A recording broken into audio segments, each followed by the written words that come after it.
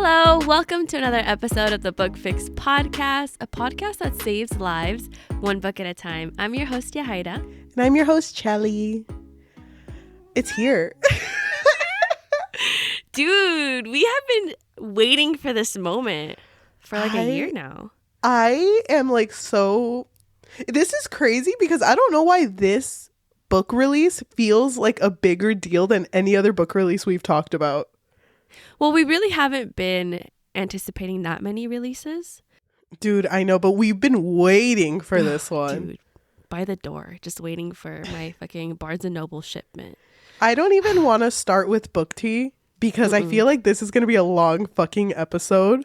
So, hi guys. We are going to be talking about These Infinite Threads, the second in the series for This Woven Kingdom by Tahereh Mafi. And we met her. Hold on, let me wipe my tears. Hold on. So we actually have met her before. We met her at Y'all West. I forgot when we talked about that, but we talked about it in one of our episodes. Yeah. And she was super sweet that time we met her. But this time, dude, she was even sweeter. Can you believe it? Dude, she's like sunshine. Sunshine, rainbows. I can't get over how sweet she is because we met her in a very intimate setting. Not too intimate. I mean, we weren't like right next to her. It was just me, her, Cheli, and Jesus, you know? And Adam Silvera. Yeah. Sorry. So we met her. First of all, let me just say very quickly, because I have not read anything from Adam Silvera just yet. But he is such a cool guy that I really, really want to read his books just because I loved his personality so much. Dude, he's amazing. And this whole event was amazing because we've never been to like a book signing before for a book tour for a book that released that we actually enjoy. I was super shocked at how small it was. For some reason, I imagined more people going, but it was around 75 people in a small bookstore. And they set up chairs and we just got to hear Adam Silvera and Tahereh Mafi talk. And you asked a riveting question. Okay, wait. I don't know if you want to get there or if you want to go by because I took notes. Oh, yeah. So thank God for Cheli because I don't know if you guys can tell. I am sick again. Why am I always sick? I don't know. But I don't know. You just shared that kiss, dude. Oh my God. It was so funny because Cheli was sick. I don't know if you listened to her. 2 last episodes? I'm not sure. And you were really sick and then we hung out in between that time. And I got sick and I think I told you in person or it was through the phone. I was like, dude, did we kiss? Why am I sick? Did we? Dude, I don't know. Maybe we both just, I know. Okay. I mean, I don't have a problem if we did, but I don't want to get you sick or anything. We did, so it's a little late for that. So I'm going to talk about the notes that I took during her talk with Adam Silvera. First of all, the setting was super nice. Like I said, we were in a very small bookstore and it was like a themed bookstore. Can I just bring that up? Yeah, I mean, you could bring up the bookstore. It was the Ripped Bodice, which I feel like is kind of popular on Instagram. I think. Yeah, I'm pretty sure it is. I loved it because the whole thing was themed as only romance books. So it's very fitting to Tahereh Mafi's personality to go there. She's just such a sweet and cute person. So when she Disney princess, if you will. Yeah. So when she finally got there. Oh, wait. I'm going to step back a little bit more. Yajaira and I went to the event together. During our car ride, we were trying to be like, what questions are we going to ask her? What questions can you ask a queen? You know? The queen. And my first suggestion to you, which I kind of wish we would have done it, would have just been like, why? No, but I love because Cheli will literally reenact it. She'll literally be like, okay, I'm gonna go up there, I'm gonna grab the mic and I'm gonna be like, why? And that's it. No further words, nothing else needed.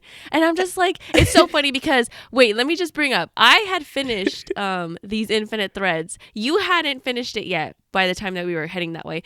And so you saying that, I was like, so true, queen. So true. It's funny because I even told you, I was like taking guesses on how Infinite Threads was going to end. And I was just like, I'm going to go up there and be like, why you do my boy Cam like that? Why the fuck you do my boy Cam like? How does it feel hurting me. Go ahead. I also love that Cheli was like, what if I just start messing with everyone because she hasn't finished the Shatter Me series? So she was like, what if I go up there and be like, damn, guys, I love that Juliet ended up with Adam. Am I right? Am I right, guys? Fuck Anyone? Warner, right? Oh, no one? I've only read the first book, but I'm so glad that you decided to pick Adam. You read 2 books. No, I know, but I really wanted to fuck with people. And I even said that I wanted to fuck with people about Infinite Threads just in case not everyone had read it. And I was just going to be like, dang, crazy that you wrote an evil twin brother for Alice. Like, fucking crazy, my guy. Where did that, oh shit, there were dragons in there. I was going to say, where'd that fucking dragon come from? But there were dragons in there. It would have been funny. I like how your dragons had dragons. I can't believe you really had a dragon eat Alice. Like, damn, queen. Pop off, I guess. I don't want to say the question I asked yet. So I just wanted to bring up, we were kind of spitballing questions in the car. So we get to the event and it's really sweet because when Adam and Tahereh start talking, they like revealed their friendship that I didn't know they even had. Same. I had no idea. But it makes sense because there's a video of Tahereh Mafi talking about like some books she really likes, and she does bring up Adam Silvera. I just didn't know that they were friends. Yeah, they've been friends for over 10 years apparently, and they met at this like author speed dating thing, and they were saying that they're supposed to pitch their books to the other person, and the other person is supposed to say if they like it or not. And they actually met because she pitched Shatter Me to Adam and he was super into it. So that was really sweet. Also want to bring up, she did bring up her first, what was it, her title? Her first title of Shatter Me was going to be Touching Juliet, which is so funny. And even Adam was like, but the point is that you can't touch Juliet though. Like, don't touch Juliet. But it was really sweet. She did say that she's been working on this for a really long time and she really loves this series. She did bring up that she expects this series to be more than a trilogy. And she's already working on the third fucking book. When she fucking said that, everyone was like, oh my. Dude, it's so funny. Wait, I just need to tell you guys, everyone reacted the same way, which was a gasp, and you just hear Yajaira go, It's so fucking funny. Yeah, of course it is, Queen. It's like I can read her mind. Dude, I love the way you were reacting. You were reacting as if you're just talking to her. So she would say something and be like, dude, Queen, I get it. Queen, go up. And I'm just like, oh my God, this is hilarious. And it's funny because we were all the way in the back, so she couldn't fucking hear me. Dude, I felt like at one point we were kind of like, we were in our own world because Yajaira and I would just be cracking up in the back. But oh, it was so fun. She did say, I wanted to mention this because I thought it was really cool. She mentioned that she got inspiration for this Woven Kingdom from this Persian poet who wrote like 60,000 couplets about something, and I wish I could remember what it was, but it was in Sarvasi. I don't want to butcher it. Her language that she grew up with, but she did bring that up, and that's something that I do want to look into because it sounds like a cool couplet to read. And she also did say that she couldn't read all of them, of course. She kind of like picked a handful of which ones like inspired this Woven Kingdom. Yes. So, yeah. And I don't know if you felt the same way, but sometimes with this podcast, I feel like we limit ourselves, mostly when we started the podcast. We limit ourselves on what we say about certain books because we don't want to come off as mean. I feel like it's definitely... What do you mean? What do you mean? Okay, well, now I guess we could talk about it. Like, for example, our first film of The Duke and I. What about it? I feel like the first time we filmed it, anytime I would say something, you'd be like, okay. you need to turn it back. Okay, I don't have any problem with us saying how we really feel about the book, but you were coming for the author. Okay, but I'm trying to be funny. I don't have anything against Julia Quinn. No, but okay. This is not about Julia Quinn. I'm just bringing that up because even like before, I don't know. I used to be like careful with the way I said things. It felt more structured back then, which I kind of enjoy that that's gone in a way. We do have our structure, but it's very loose. Yeah. That being said, I really like the talk that both of them had about hating books, because they were saying like how they deal with hate, because not everyone is going to like your book. And Adam Silvera put it really well, where he was like, everyone's taste is subjective. Like you don't need to like a book, you don't need to read a book. And if like if there's hate out there, don't tag fucking authors to read hate about their books. That was like that's just fucking weird. That he said. I didn't know people did that. I don't know. It was so funny though, because someone had brought up like, what if someone hates your book? And it's like, well, they're ugly then. Well, they're ugly and irrelevant. I don't even like them anyway. But the point is that it's okay not to like books. I think that people get really, like, they take it very personal if they don't like your favorite book. People don't put that much importance on whether or not you like a movie, or is it because we're not in that? We're not there. You know what I mean? I don't think we're there. I feel like if we were there, people would be like, shut the fuck up. If we were film critics, they would be like, how dare you not like this movie? It's because you didn't understand it. But I like had a fucking like third eye wide open moment with, because you remember when I told you, because I liked Unravel Me a lot more than I liked Shatter Me, and I felt really bad because I knew it was a book that you liked, and I was like, damn, I want to like it, but it wasn't for me.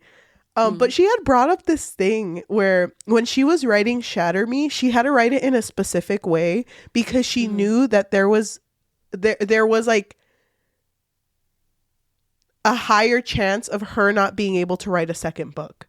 Like she was going to pitch this, and there was a possibility that there was not going to be any continuation of it.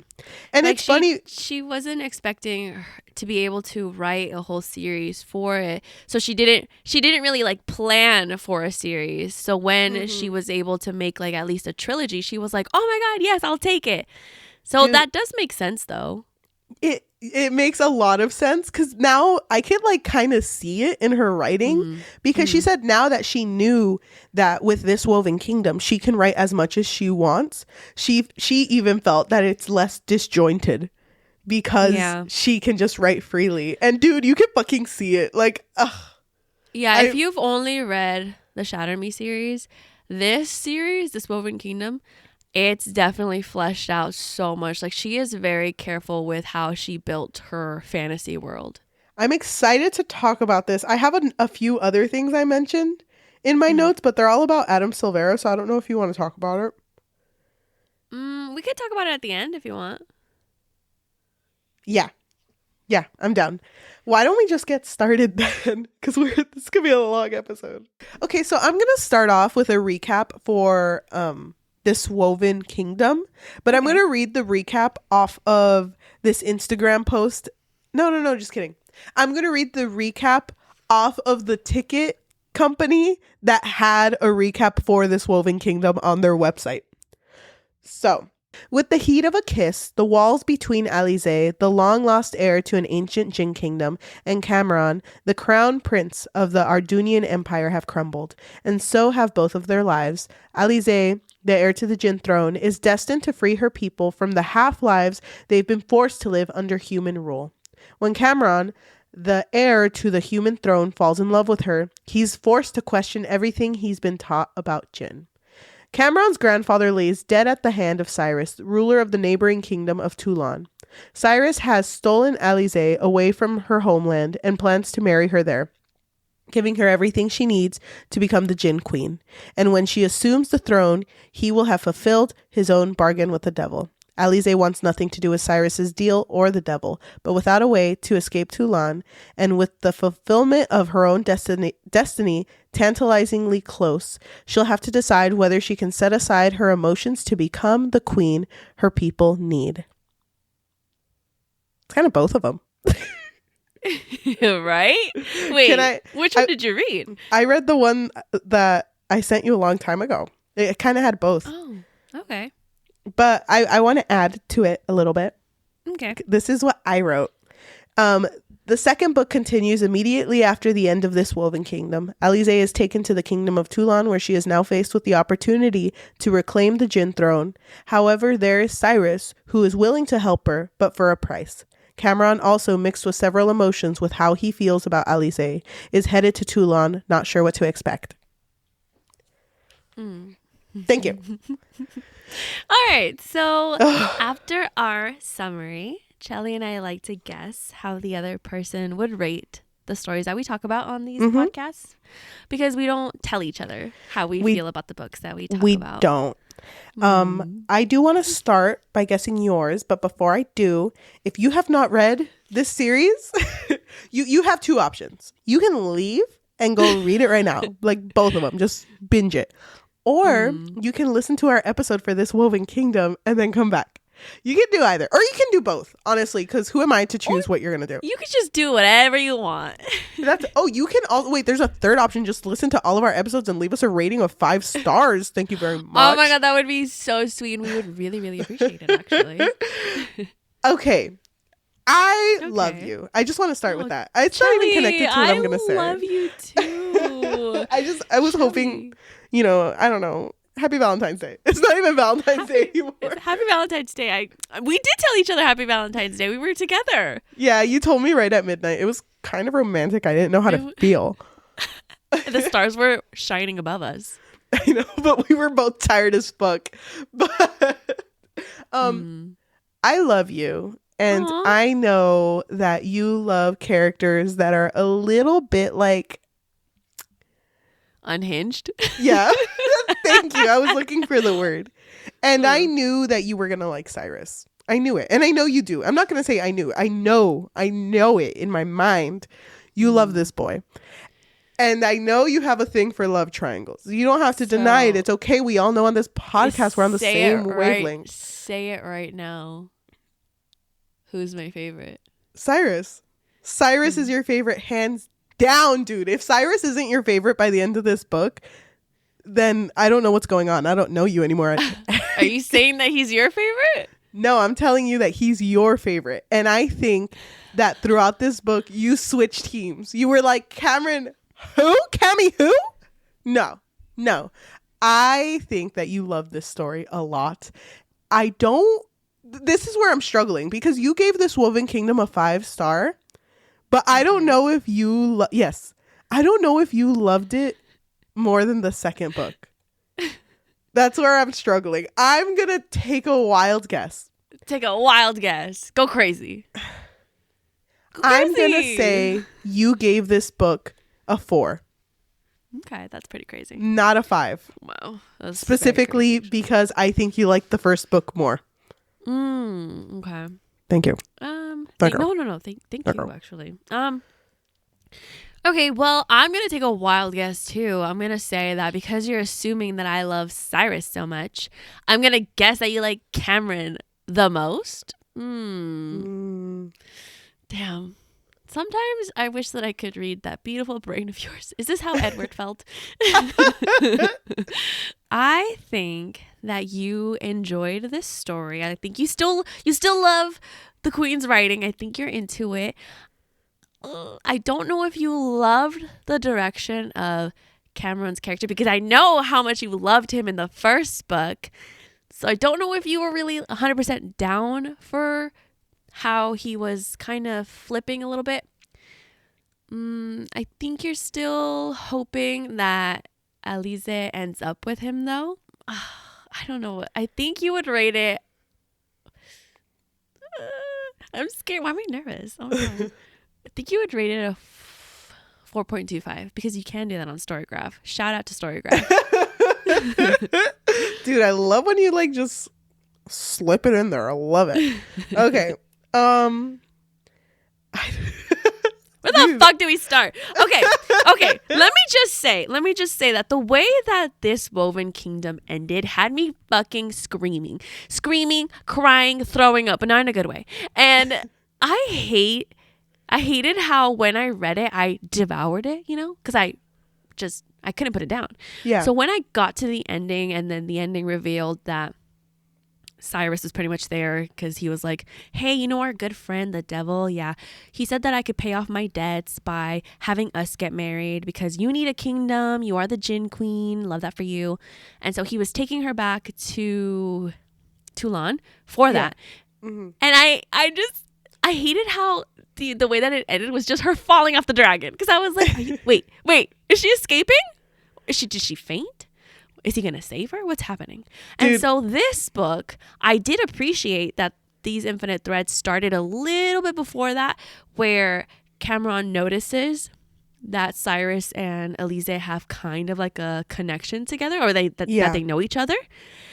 Dude, how did you feel that he literally assumed the absolute worst of her? And so he thought that she had manipulated him, because it's kind of weird to talk about this because I feel like we have to reference this woven kingdom for people to understand. But there was a prophecy that Elise was going to be the cause of Cameron's grandfather, like his death. Yeah. And so his grandfather had always told him, like, oh, we have to kill her because if not, then she's going to be the death of me. And Cameron was so in love with her that he was like, no, she would never she would never granddaddy. Sorry. Sorry. Wait, can I call you dad? Wait, he's kind of Grandpa, his dad though. Yeah.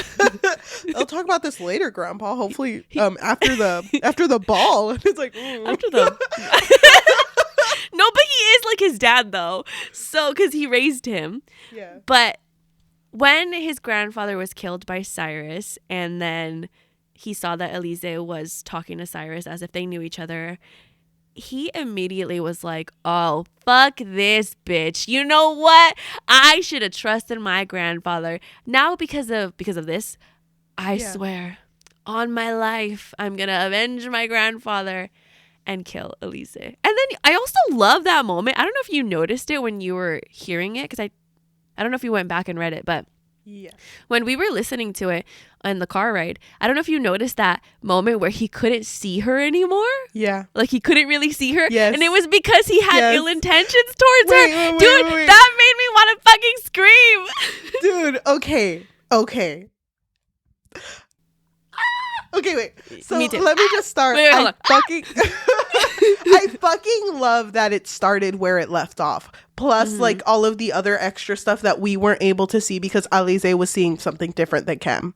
So I enjoyed seeing all that. But Cam really, it was L after L. Cameron was getting hit like, grandpa dead, girl a bitch, my body hurts. Like, what the fuck? He was burned, and dude. So Hazan had betrayed him, and he was that was the other L after L. At least I still have my brother, and it's like, Hazan's actually not really brother. Like, you know, well, he considered Hazan a brother, so it hurt a lot. But when he couldn't see her, oh my god, that fucked with me, because like you can tell it was like swaying, like it was. She was blurry, but then she would come back, but then she would be gone, and then she'd be blurry again. So it sucks, but I guess it's like a good reflection of how conflicting his emotions are. Like, he knows that he's a king, and he knows that he has responsibilities and has to look over like his stuff, but he can't help being in love with her. And it hurt, but I understand where he's coming from, because unlike other characters in the story, he has not known her for that long. So yeah, and in case you don't know what the hell we're talking about, so Cyrus gave her like these clothes where it would basically make her invisible to anyone who had ill intentions towards her, so not everyone could see her throughout the night. Yes. So yeah, when because in this woven kingdom, Cameron was one of the only people that could see her. So the fact that he was losing this, it hurt. It fucking hurt. Dude, same. And as soon as it happened, I almost fucking screamed. I was like, oh my god, it's because of the magic. But it really sucks because when she disappears, Cameron, because she basically teleports away to a dragon with Cyrus. She's out of sight, and to Cameron, she's just gone. And it looks as if she escaped with someone she had been conspiring with, even though that wasn't the case. Oh, before that, I almost fucking forgot.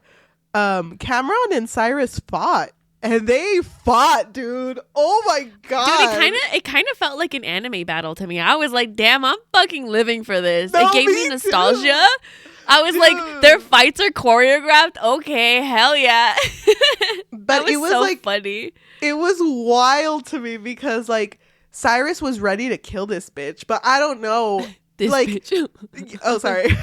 But Cameron, he was like, you know what? I was only using 1% of my power, bitch. And like, he got a Goku power on that up. ass. I know. He's super saiyan the fuck up. And dude, I don't know. I fucking love that. Oh, okay, it's sad, but I fucking love that Cameron is obviously going through it. Like he's like dying. Like something's happening to him that we don't immediately understand in this moment. And then they're fucking fighting, but then Cyrus is looking at him and he's like, "Hey, I don't want to be the one to tell you this, bro, but your skin, ain't looking too hot. It's not looking right. Something's going on with you." Fucking Cam. Also, his voice sounds horrible because we were listening to the audiobook. Shout out to Scribed. But we were listening to the audiobook and dude, he sounded fucking bad.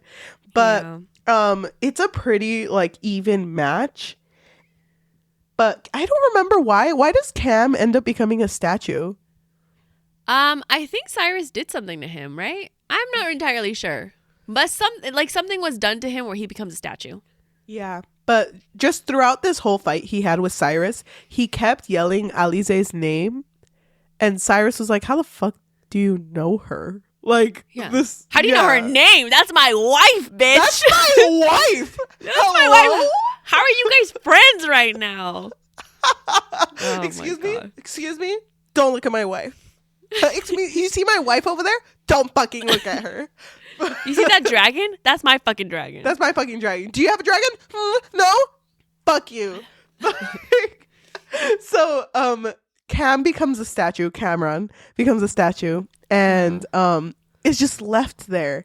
And it sucks because they leave and he's there.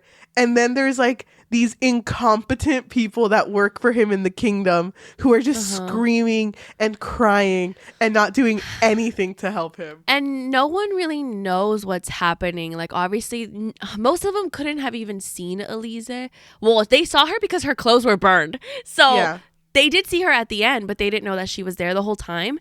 And so they're very confused, and they see that the prince is a statue, the king is dead. And so they're like, oh my God, what's going to happen now with our kingdom? And so how about we just like start off with Cameron and then we kind of go through his character first, but dude, we do go back and forth between if you want no, we go back and forth between him and Alize. I would prefer us to talk only about Cameron's story first because it is a little shorter. Yes, I agree with you because I feel like we can kind of like sum it up a little bit. And then once we get to Alize, and then that's kind of like the conclusion of the story, I guess. With Cameron, he was a statue for like a minute, right? And then Cyrus, he killed all the fucking diviners. So like there was nobody there that could have even tried to reverse what happened to him or cure him or anything. And so he remains a statue until he feels this knife get punctured into his shoulder. And it like allows him to move. It breaks the spell. And so he takes it off and he notices that it's his mother's dagger. And it sucks because in this woven kingdom, his mom had told him, like, you're going to fucking lose everyone and you're going to come crawling back to me because you're going to have no one. So it kind of sucks because even in his like frozen state, he had thought about his mom. Like he was like, why is she not here helping me? When there was literally no one else that could have helped him. With him being a statue, there was all these people that were around him, and it fucking sucked because, you know, you would think his kingdom would be willing to help him, but it had been told by his mom, and I think by his grandpa too, that as soon as his grandpa was gone, they were gonna do anything in order to keep Cam out. Like they didn't want to keep him as king. I don't exactly know how to feel about his mother still. Like, I like the idea of her, but I'm not entirely sure why she was the way that she was, because she wasn't like that nice to him. And then her knowing that one day he was gonna need her or search for her or whatever, like, does that mean she's like some sort of psychic? I don't know. Like, I wasn't sure what direction the story was going with her, but we still have so many mysteries to solve, and it's still building a lot of the plot in this one, so not everything gets answered.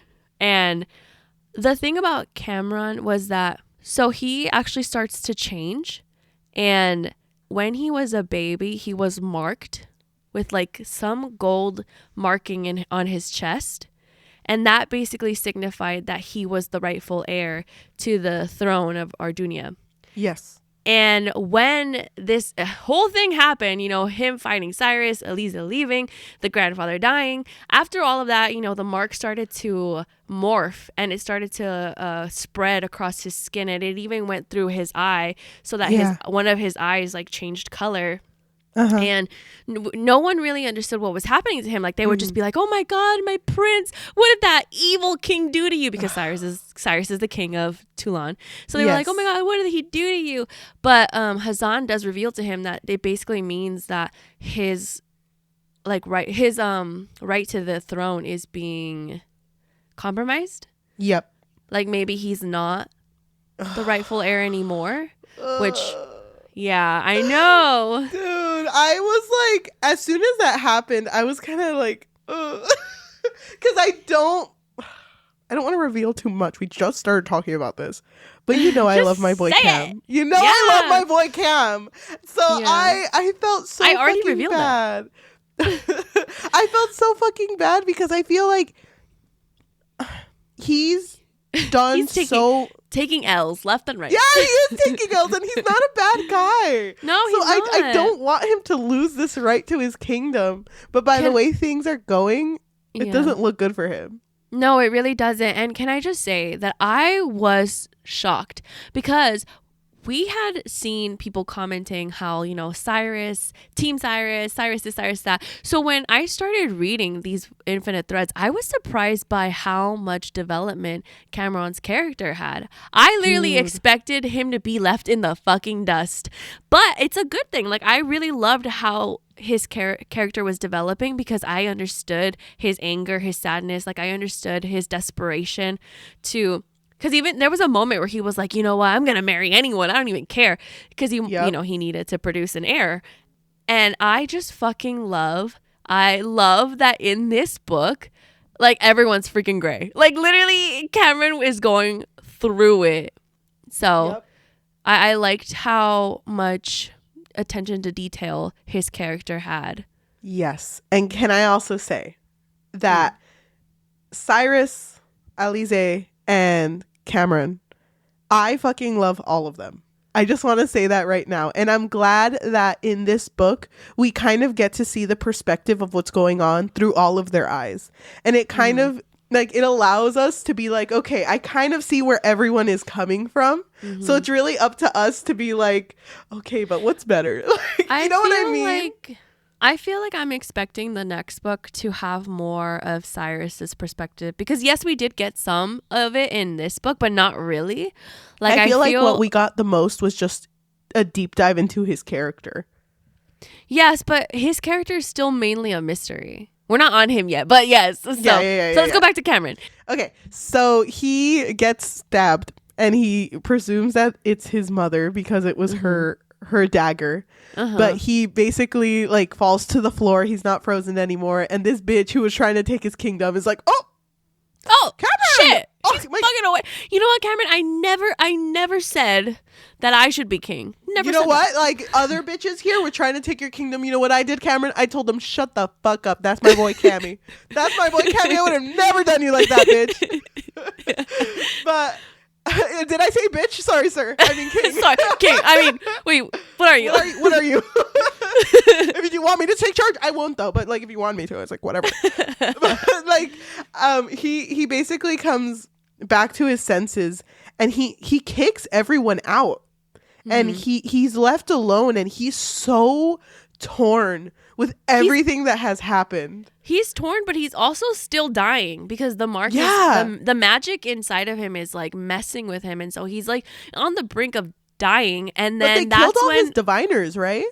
Yeah. Oh, Cyrus did. Sorry. So, but then Omid shows up, and Omid was, you know, a 12-year-old boy who was in this woman kingdom. Yeah. And he shows up and he's like, oh my God, hey, Prince. So weird. I actually have this cube, the sugar cube that the diviners, was it the diviners? Somebody gave it to him. And they were like, you'll know when to use it. And so he sees Cameron like on the ground and he's like, you know what? Here, let me give this to you, because it would heal him. So he gave it to him. It healed him. And because Omid was the only person to show him like kindness, not only kindness, but Omid is also he's trusting. Very blunt. Yeah, but he's also very blunt with his emotions. Like he does not have a filter. And so because of that, Cameron was kind of just like, you know what? I can't fucking trust anyone besides this 12-year-old annoying ass boy. And so he decided to give him the position that Hazan had, which was, you know, like his minister. And he's only 12. So obviously no one's going to take him seriously. Dude, I fucking love that though, because this is just the start of Cameron going fucking feral in this shit. No, seriously. Like, he's like, you know what? Fuck Hassan. He's going to get fucking hung. Omid, new best friend. Brother, maybe? Who knows? Don't fucking touch me, bitch. He's like, let's make matching friendship bracelets, bitch. I already made one for you. And it's so funny because Hazan is locked up right now. Yeah. And Cameron didn't forget about him, but he was like, okay, let's go take care of him, right? Because he had no hesitation. He was like, I'm going to go kill him. Oh, no, wait. I skipped before he did that. I skipped that Miss Huda, which I fucking hated her in the first book. She was so annoying. No offense to the people that love her. But I didn't like her. And to the Huda stands.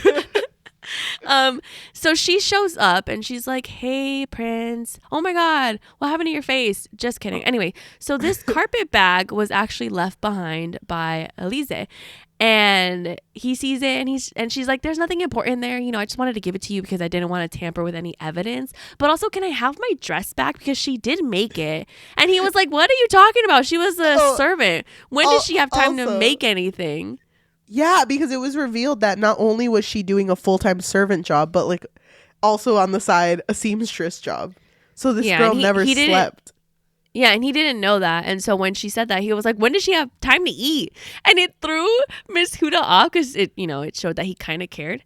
And he was like, I mean, when did she have time to conspire against me? I don't fucking care if but if like she was conspiring against me, did she at least have time to do self-care? I don't know. Fuck her, I guess. Did she put a little mask on, or is she good? Did she put a... No. Huda, this is important. This is important. Did she put a fucking little mask on? You gotta tell me. Did she put the little eye mask on? Please tell me. Wait, did she do the face mask that had animals on it? Huda, if you don't tell me, this is treasonous. Was it any of the BT21 characters? My favorite is Tata. Just let me know. If it was fucking Tata, Huda, you have to let me know. It's like going wild on her. It's so funny because there were moments where he really was swaying a lot. I think for the most part he was trying to hate Elise. Yes. But then moments like this, he was like, oh my God, why does my heart beat faster at the sound of her name? Just kidding. Anytime anyone would say her name, it like pained him, like physically. Oh, dude. And we didn't get an answer to that, but I do think that that's very interesting. Yes. Before we say anything, I do want to mention something Huda had said that was really funny with his appearance, because she was just like, what's wrong with your face? Not that you're not handsome, you're just like handsome in like a sad way. This bitch just called him an emo boy. No, wait, that is so amazing that you brought that up. I love you. Thank you. I fucking love that Cyrus called him the melancholic king. Do you have any idea how much I live for that? I fucking live for the emo boy look. Oh, dude, my God. I love it too. Please. Oh my God. Get this man his guy liner right now. When this eventually turns into a movie, I'm going to manifest it. I want a fucking montage of freaking Cam getting dressed with the emo boy playing in the background. Are you kidding me? It has to be My Chemical Romance. If it's not My Chemical Romance, I will be fucking pissed. Dude, if it plays My Chemical Romance, I feel like I will cry. That's actually really sad. What do you mean? That would be so fucking beautiful. It would be, but like, fuck, dude. That's emo as fuck. No, like I fucking love that so much. Like, do you have any idea how much I lived for the Batman because of his eyeliner? Oh my god! Oh my, I can go on for hours. Anyway, I know you love can, him. but I also really liked the saying "Melancholy King." It's so tragic. He's a tragic character because there's so much going on, and it sucks because he could never slow down. Because now he's in this position where he has to take reign of everything and he can't slow down. But then he has Alize, which he's like, I fucking hate her because she's a traitor, but I also kind of think about her at night. But I also still want her to have my babies. Like I want her hung because of her treasonous ways, but I also want to give her a goodnight kiss. Like, what do I do? But he does find the carpet bag because Huda gives it to him, and he takes it over. Your favorite character comes out of it. He takes it over. Oh wait, you're Why right. are you cutting me off? Why are you cutting me off? You know I'm right. The carpet bag falls. No. He grabs the dress that's in the carpet bag because remember, Who cares about the dress? Priorities. Okay, who fucking cares about the dress? Because the most important character flies out of the dress. That's what I said. It comes out of the carpet bag. It's a beautiful little dragonfly. Fucking firefly. Firefly. Oh, you're right. Oh my god. Whoa. It's a beautiful firefly, and she's a queen. And Cheli literally wanted to ask Tahereh Mafi, please tell me the dragonfly makes it. The firefly makes it. I want to say dragonfly too. It's because of the dragon. You know, I feel like he at least there was another dragons dragon in this book. Mm-hmm. I know that fucking firefly came out, and Cameron was like, "Wait a minute, I don't recognize you." He wanted to. Oh yeah, he was like that fucking bitch Hassan. And he was like, you know what, Hassan? I was gonna kill you in a week from now, but because of this, because of this shit. And it's funny because he goes to visit Hassan in the dungeon, and it's like, you remember this bitch, and like the freaking firefly comes out, and Hassan's like, oh, firefly! Oh my god, did you beat it? He's holding it like between his two fingers. He's like, talk bitch, or she gets it. I know, dude. Can you imagine? Like, this is so fucking dark, but you know how like back then the torture would be like dunking their heads in water?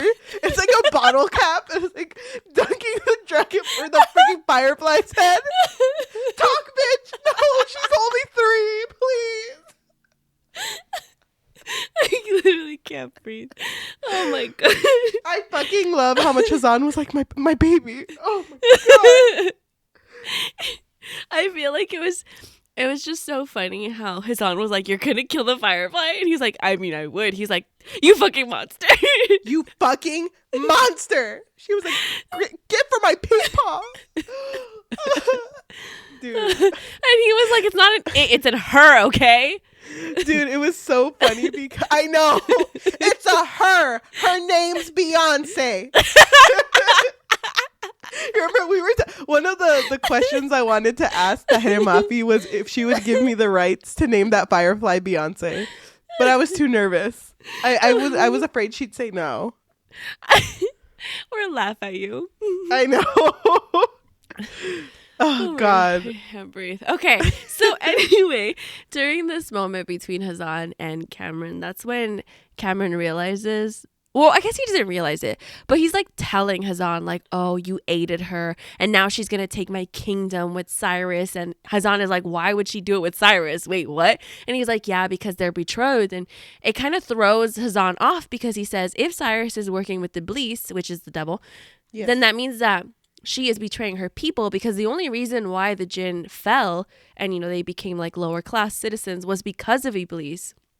And so he doesn't believe that Alize would do that to her people and work alongside the devil. Yes. And also I want to mention from both Hassan and Huda, they both had mentioned Alize didn't even know Cyrus. So the instance where they had first met, it was revealed that they acted as if they didn't know each other. So there's all this information coming to Cam where it's like, no, She doesn't know him. She does not know him. She would not conspire against you. That is not what is going on. Yeah. But this is when we start to notice where Hazan says Alize, Cameron has a physical reaction, and Hazan is like, "Is that? What is that? What the fuck is that?" We noticed it. We noticed it with Miss Huda. She said her I name. know, but and he this was is like, ugh. Yes, but this is the part where Hazan like brings it to light. Like he mentions it, and this is the part where it's also revealed that, or where Cam reveals to Hazan like he had actually talked to Alize. They had met and they had kissed, and Hazan was like, "You bitch." And he's like talking to his Firefly. You see this bitch? You see this bitch that I work with? How fucking dare you? Why I fucking hate him. Yeah, he's like, how fucking dare you kiss her? She's a queen. She's a queen. You're the queen supposed of to the kiss gin. her. You're supposed to kiss her fucking feet, you bitch. I know.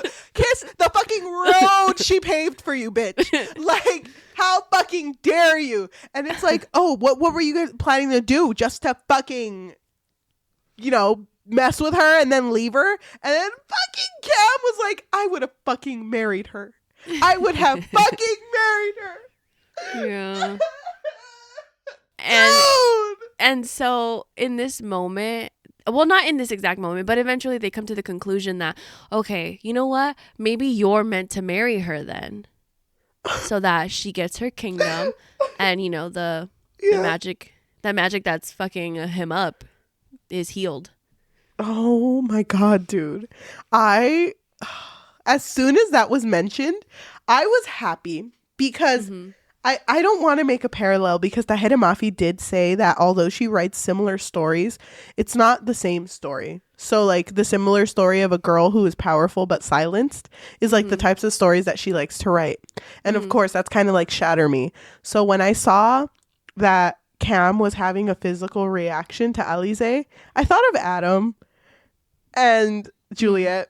And I was a little worried, because I was like, I don't want them to make Cam unlikable, and I understand that Adam isn't unlikable. I understand that there's the novellas and there's more to him. I may have called him a few mean words. I get it, but I don't give a fuck. She said those novellas irrelevant. That's what she said. But I do want to say, play the clip. I do want to say I was worried that what she was going to do was push Cam into like the shadows. Like we weren't going to hear about him anymore, because now there's a new love interest. So I'm glad with how much like suspense there is with the romance, and like you said, how much development there is for Cam, because I still fucking love that bitch. I love him so much. I love so that I'm emo glad. ass. Yeah. I love that fucking emo ass bitch. Oh god, dude, he's so unhinged. Well, I mean, less so than the other. Hello. The right word is he's so fucking feral. Like he's so out here making decisions. Like this 12-year-old new bitch. That Firefly, my pet too. Love you, Beyonce. Hazan, you're still in. Like I fucking love that. I love that he's over here, and it's funny too because, to skip ahead. Well, first, you have to explain something to me. What? He was going to leave to Toulon with Hazan, and something had happened to him, right? So what basically happened was that the diviner showed up, and they were like, okay, you know what? We have to test you to make sure that you actually are the rightful heir. And he found something that his grandfather had left behind for him. Yeah. And when he found this, I can't remember what it was right now. Oh my god, I can't either. Anyway, it doesn't really matter, because what matters is that at the end of Cameron's story, or part of the story, is that he's kind of more so convinced that Alize didn't really betray him anymore. And so he's thinking to himself, I gotta go find Alize because he still loves her, and he's hoping that she is going to marry him. Yes. And so at the end of his story, it's like, okay, now he's headed to Toulon. But it was cute because I think Cam was attacked, right? In his own kingdom. Because I think it's Hazan Huda and Omid that go get him. And it's really cute because there's a moment where Cam just takes a step back. He's like, oh my God, my ragtag team over here. Like just a bunch of random ass bitches and an emo king. Let's go get my bitch. Not bitch, respectfully queen. I'm offended that you forgot about the best character ever, Dean. How freaking dare you? Oh my God, you're right, dude. How dare also, I you? do want to apologize. I call her bitch respectfully. I fucking love Alize. And that felt like too much. I felt it coming out, and I was like, no. I feel like we both say bitch a lot. So respectfully though. Respectfully, she's a queen. But he's so like, okay, let's go get Alize. Let's fucking do this, bitches formation, and they fucking leave on giant bird. I know. The fucking Marvel music plays. Bitches assemble. Yeah, and you know everyone that he's with loves Alize, so they're just like, go get her, Tiger. Why am I speaking in superhero references? Oh my God. And he has like a flashback of his grandpa. Like, oh my God, what's the fucking Uncle Ben quote? With great power comes great responsibility. Thank you, Grandpa. Thank you. I am Spider-Man. I mean, King of Ardunia. But I really like the way his story ends because it's the end of the entire book where he's like, I'm off to... I was surprised that this book ended with him. I was like, wait.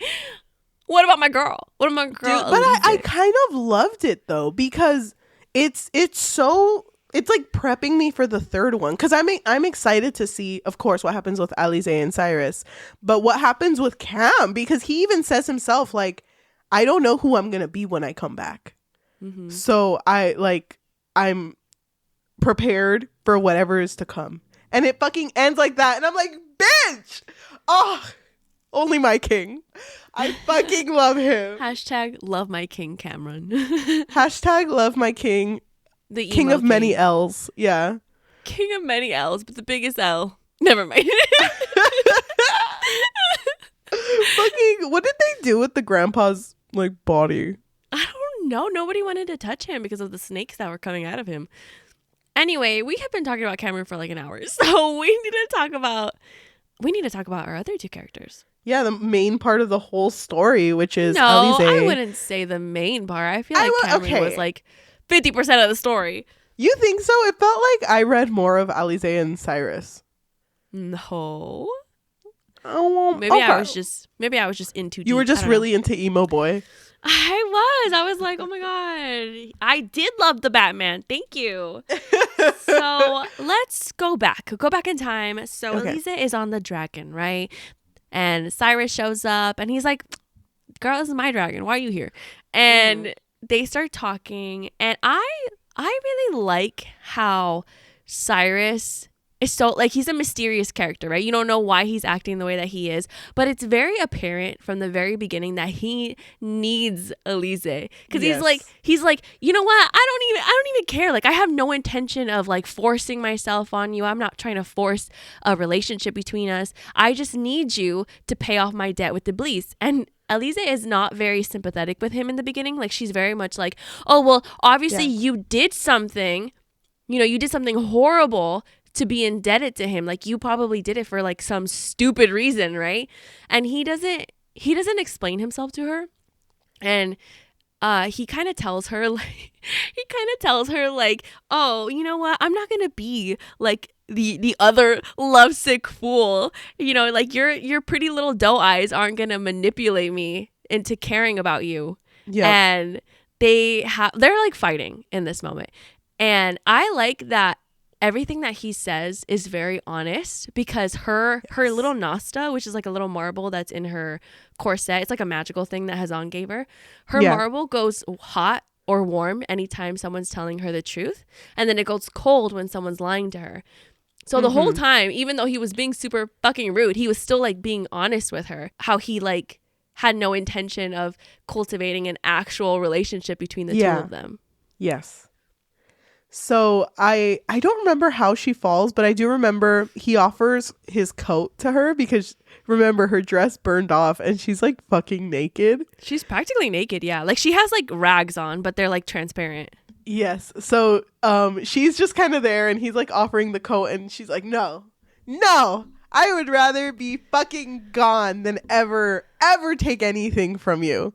Well, first she falls off the dragon because she would rather die than have to marry him. You're right. You're right. She would rather die than have to marry him if that's something that Iblis wants.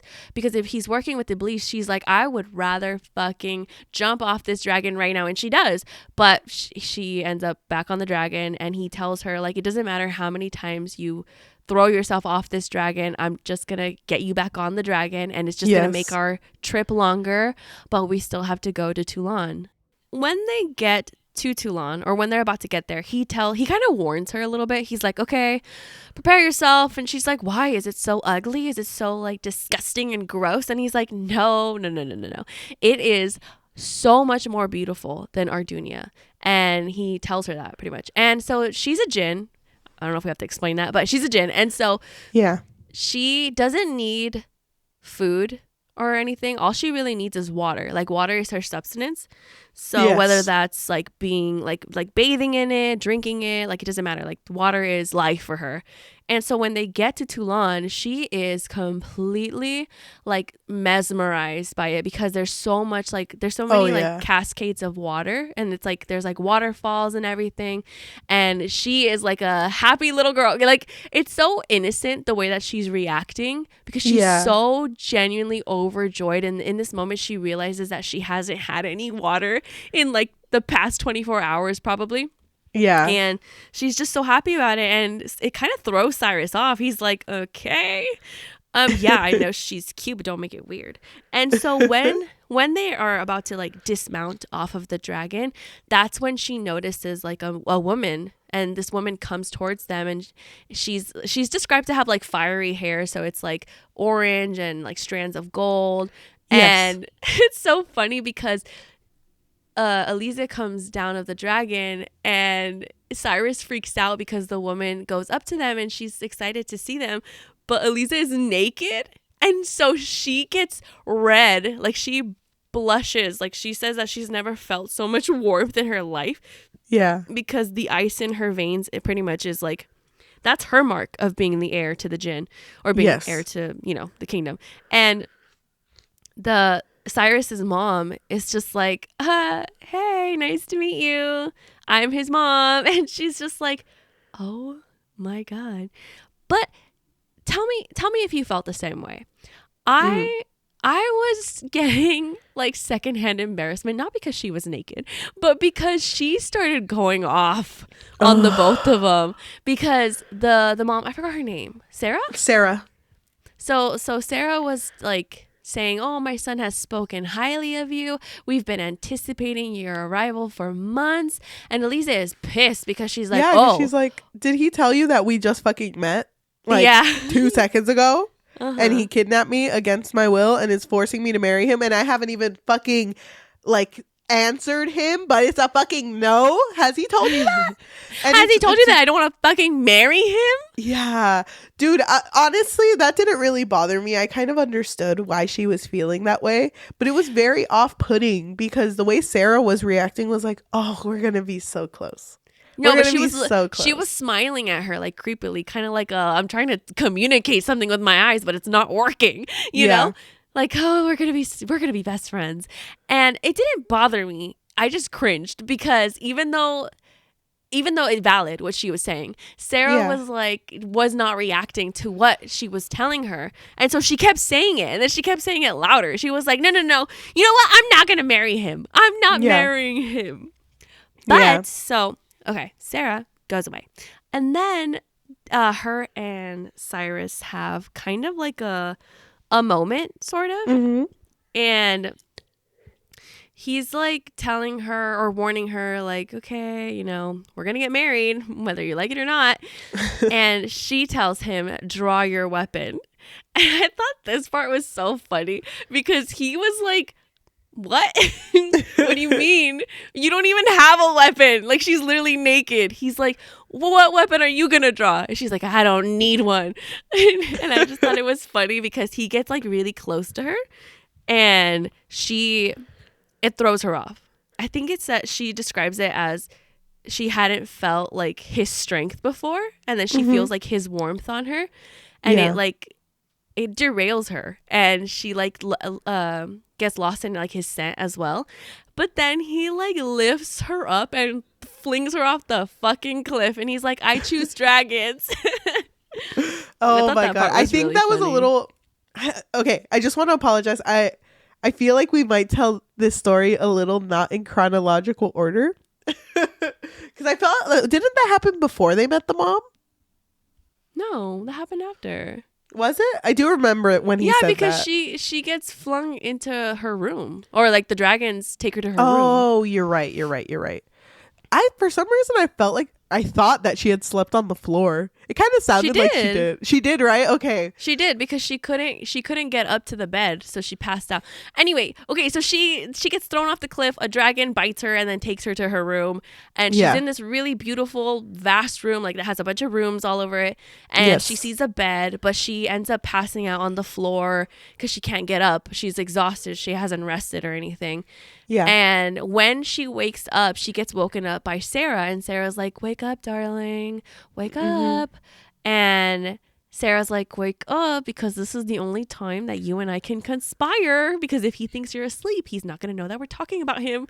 Yeah. And she's so exhausted that Sarah's like, "Okay, let me draw you a bath, but we need to talk." And then what happened? So she basically is like, "Oh, I forget what they talk about first, but she's like, yeah, my horrible son, who's a horrible person. I fucking hate that bitch." And it's oh my God. I kind of like the way that she starts it, though, because it fucking threw me and Elisa off. Because she was like, he really is a monster, isn't he? That's how she starts it. And I was like, damn, girl. What did he do to you again? I know. Because remember, he had killed the king of Toulon. Which is his dad, which is Sarah's wife. Sarah's husband. So, of course, she has all of this rage against him. But she specifically says that what she hates the most is that he never takes accountability for anything that he does. He blames everything on Iblis because of this contract that he has with the devil. So... And so she starts saying like, oh yeah, he'll tell you that he's acting this way because of the devil, but really it's just all selfish. Like, this is what he really wants to do. Yeah. And so eventually Sarah does tell her, I need you here because, there's some things that not even I can do, even if I'm really angry with him. I need you here because I need you to kill him. And Elisa's Elisa was already down to kill him. Like, she's been down to kill him since, they first met. Well, not really, but like when they were on the dragon. But now that it's presented to her in a way that like someone else is asking her to do it, she's like, no, this feels kind of weird now. I like the way that she described it, though, because she said that there's something about someone asking you to do this that kind of threw her off.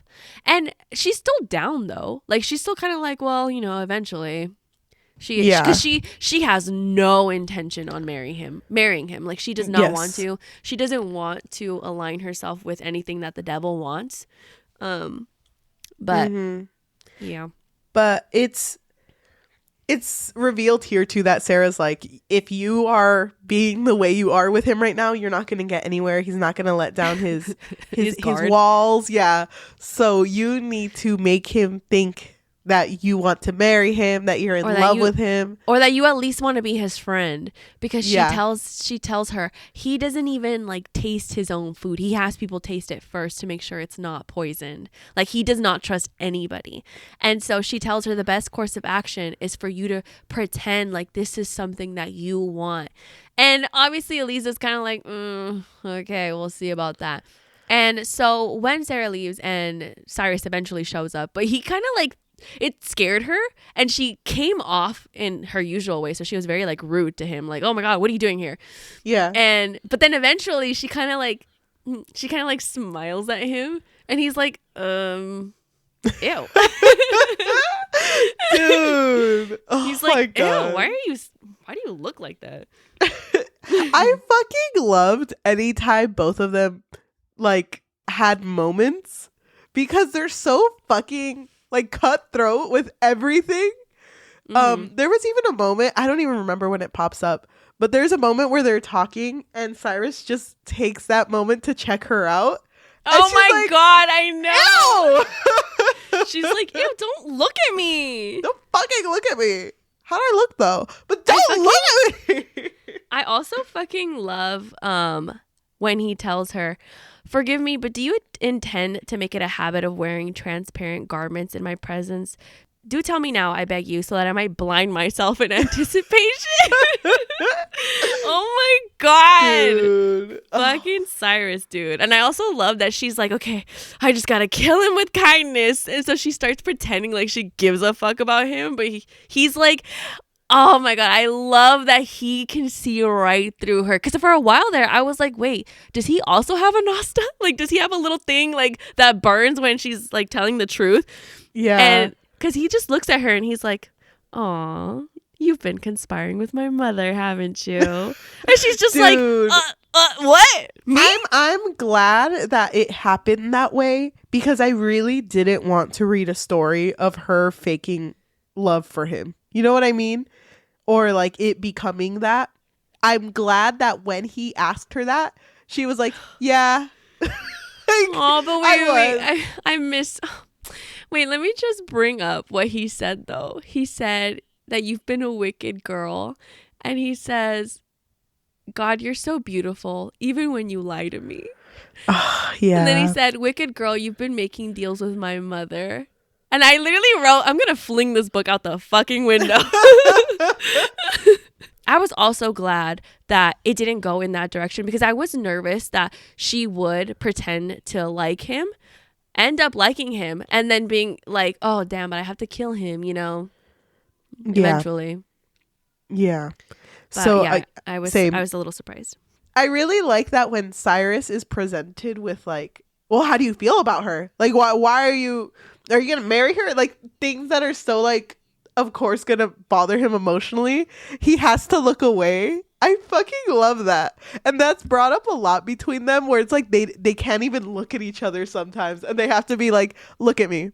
You need to look at me. Stop looking at the floor. You need to look at me. The moments when Eliza was so embarrassed she couldn't meet his eyes and he was like, just look at me. Just look at me. And she's like, I am looking at you, but she's looking at the fucking wall.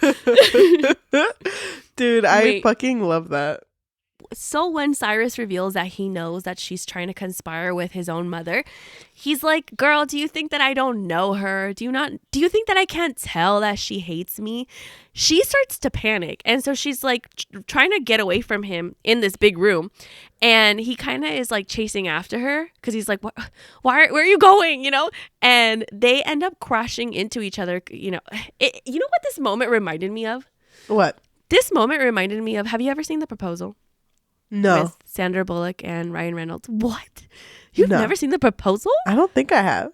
That moment when he gets out of the shower and she's also naked. I forgot why she was naked. I think she was changing. And he's like wearing headphones so he doesn't hear her, and then they like bump into each other and they fall on the floor naked. Anyway, that kind of happened here. They're not naked though, but she is completely overwhelmed by the way that Cyrus smells. Yes. He's also overwhelmed by her that he starts telling her that he hates her. And it's so funny because he's like, I hate your... Wait, let me actually read it. Hold on. He says, I hate you. She says, I know. And he says, I hate everything about you. Your eyes, your lips, your smile. I find your presence insufferable. And the nostril starts to burn against her sternum. Which means he's telling the truth. Yeah, but he also says, but I'm not going to hurt you. And it burns again. So she trusts that he's not trying to like hurt her. But this moment is like throwing her off because she's like, okay, so he doesn't want to hurt me, but he also hates me. What do I do with this information? Do the math. I also like that they kind of apologize to each other in a passive aggressive way, because she's like, I'm not sorry that I conspired with your mother to try to kill you. And he's like, yeah, well, I'm not sorry for throwing you off the cliff. She's like, okay, great. I'm glad that we're on the same page then. But it's nice too, because if I remember correctly, she mentions at this moment, she's like, I don't hate him. Like to herself, she's thinking like, I don't know how I feel, but I know I don't hate him. He's not as evil as everyone else is making him out to be.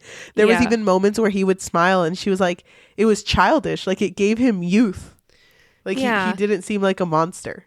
And he also reveals to her that he can't tell her why he made the deal with Iblis, because he said that Iblis told him if he ever revealed why he did it to her, that it would be the cause of his death, pretty much. Like he would die immediately after that.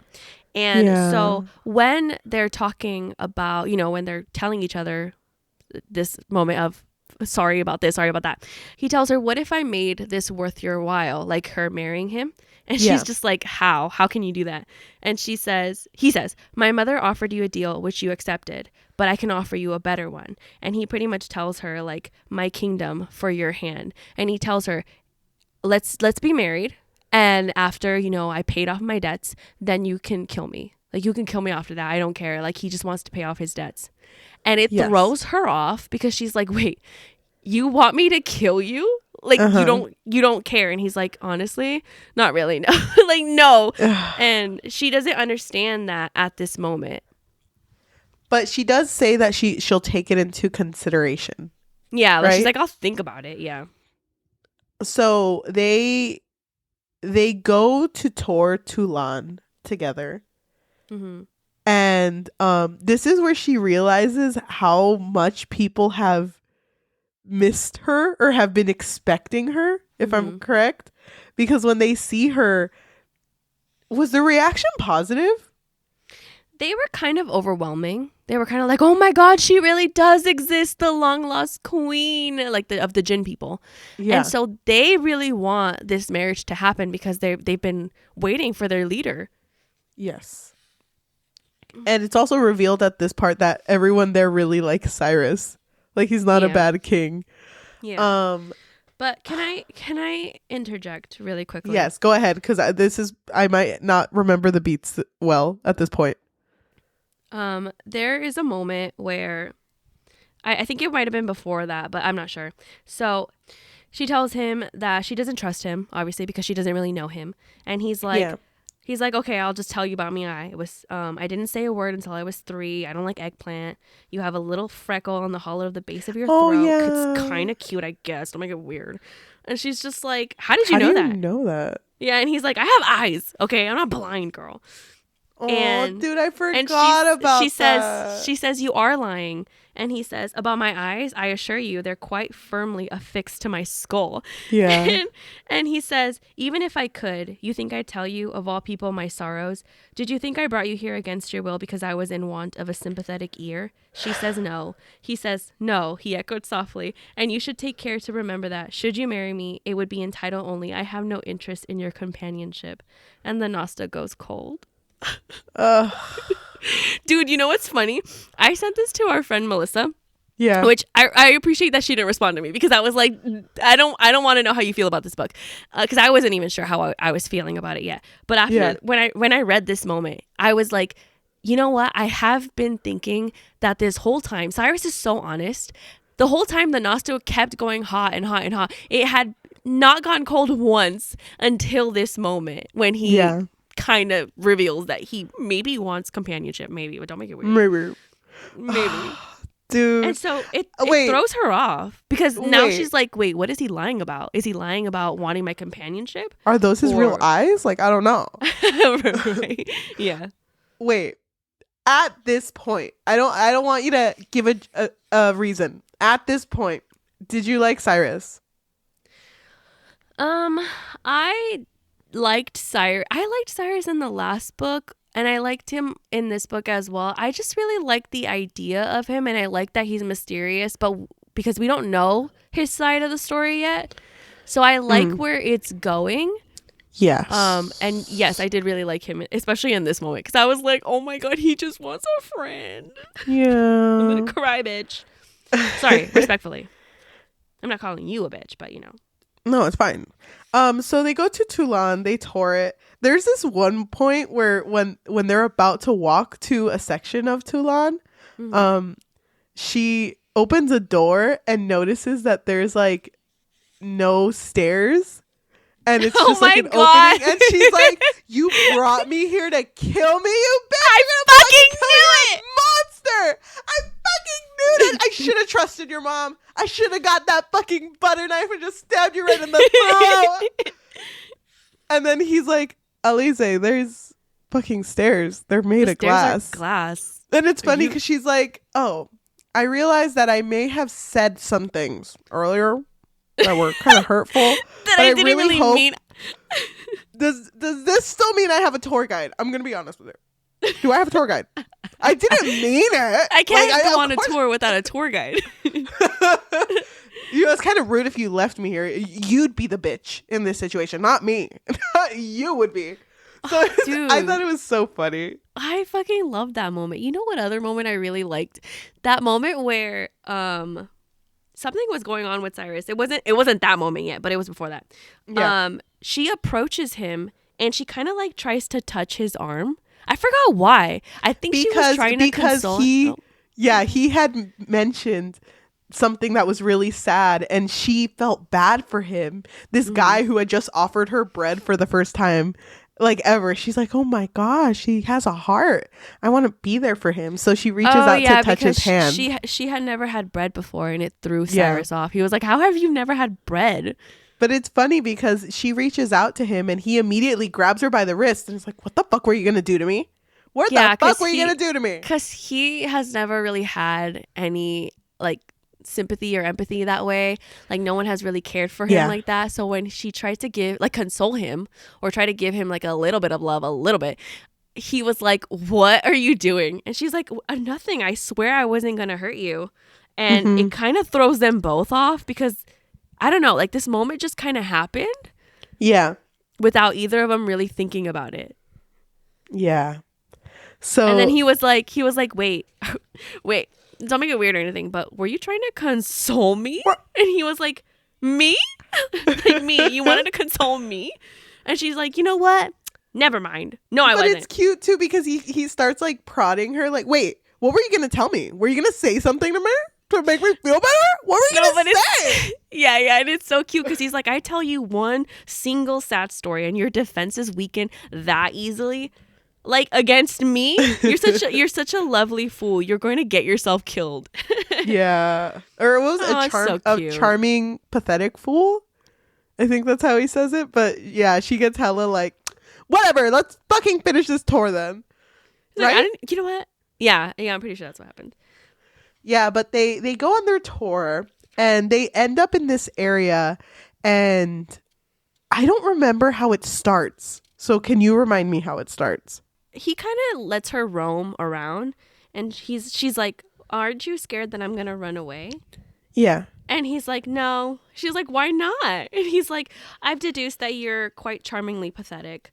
That's the part I was thinking She's like, of. I'm not pathetic, you bitch.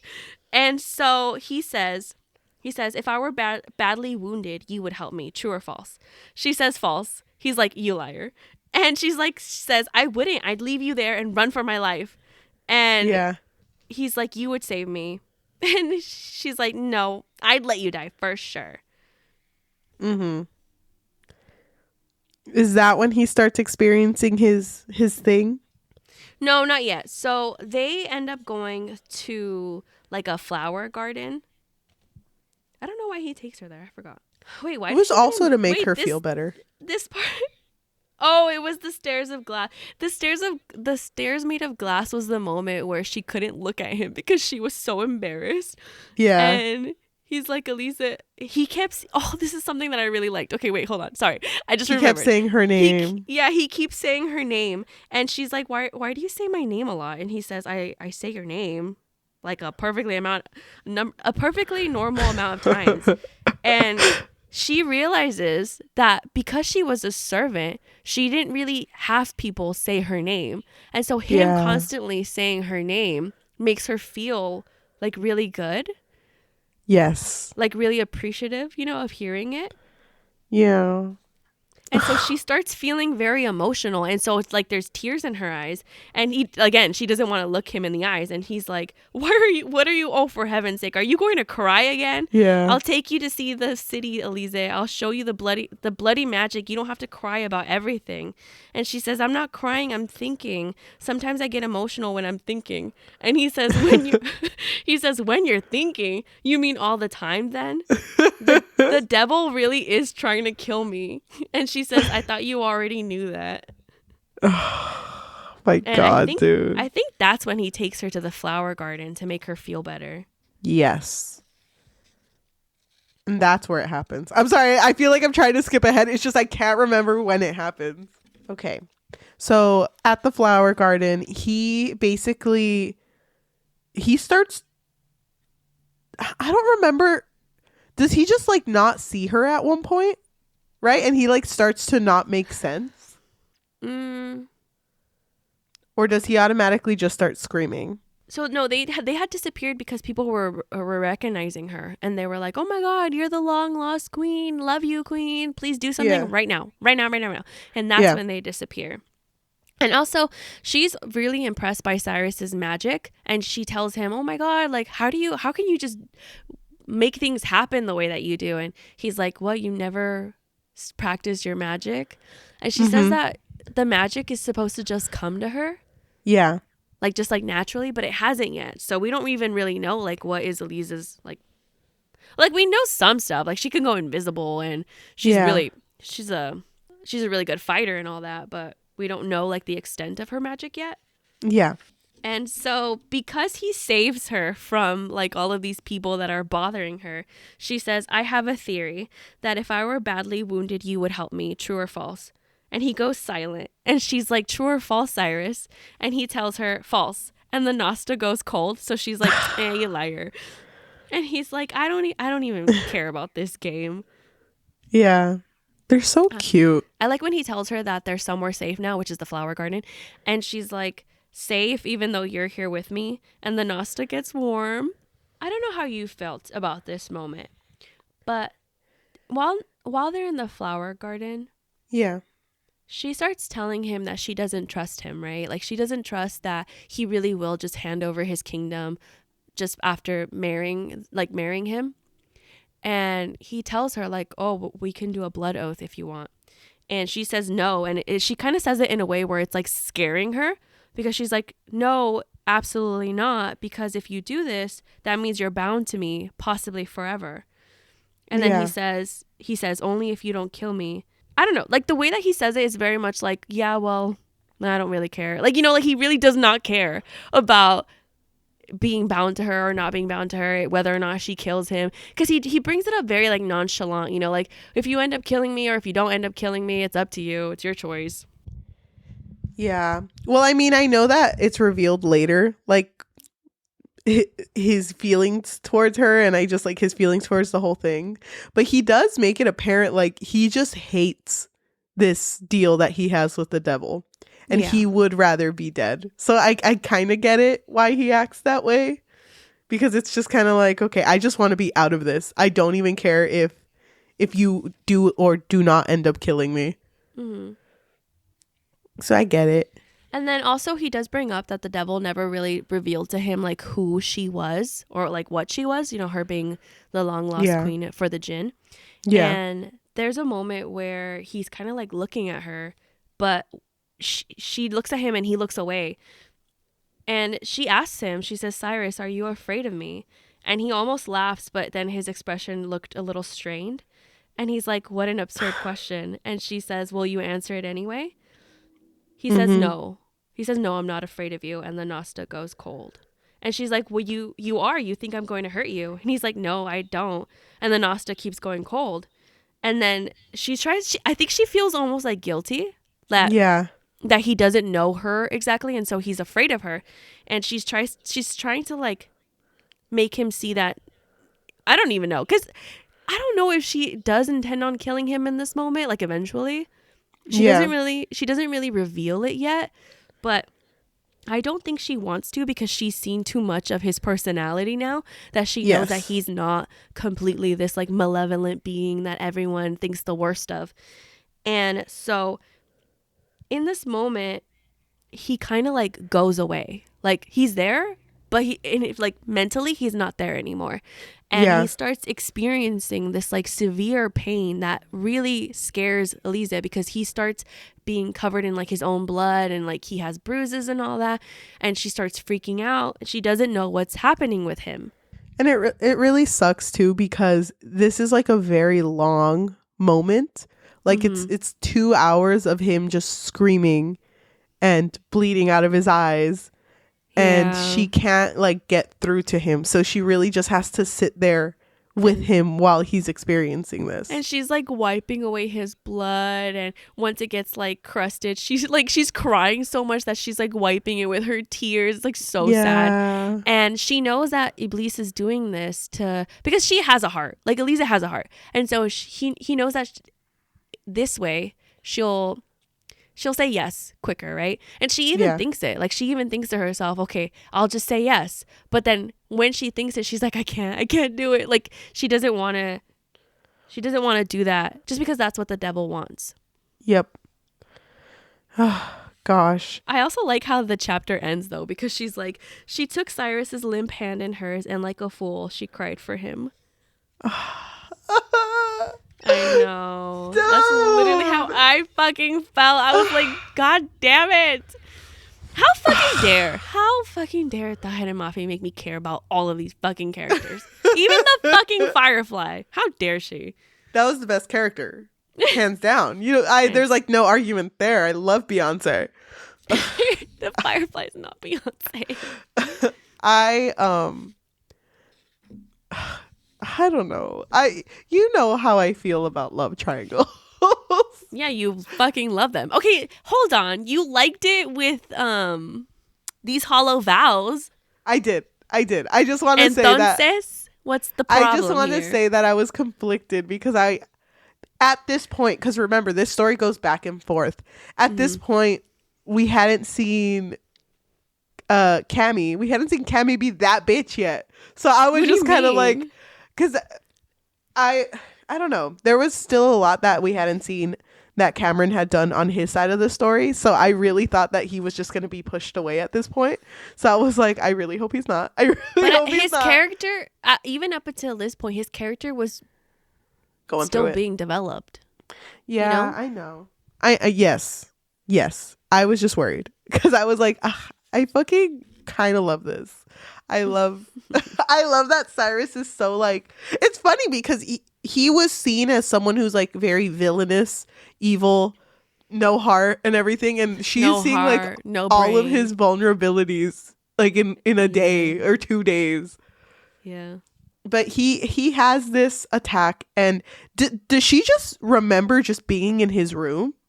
So what ends up happening is that he is going through this torture throughout the entire night, and he kind of like wakes up a little bit, but not really, and they end up in his room and on his bed, but he's still out of it. And so she's like there with him, and I think she even tries to escape or something, I'm not sure, but he's like, no, she tells him, Cyrus, are you awake now? Please tell me that you're awake. And he's just like out of it. He's like, what are you doing here? He's not really reacting, like he's like telling her like, I'm really tired. I'm so tired. And she says his name, and then he says, I do say it a lot. And she says, what? He answers, your name. I didn't know your name for so long, Angel. I love the way it feels in my mouth. And she's confused. She's like, what? Are you sick? And he's like, yes, I am. It's terrible. And he kind of like, he says it's part of the cycle, but she doesn't know what he's talking about. She's just like, what cycle? But he doesn't like answer the question. He talks about like the fact that she washed his face, and because he's like, did you wash my face, babe? Future wife, queen, my love, my sun, sky, stars.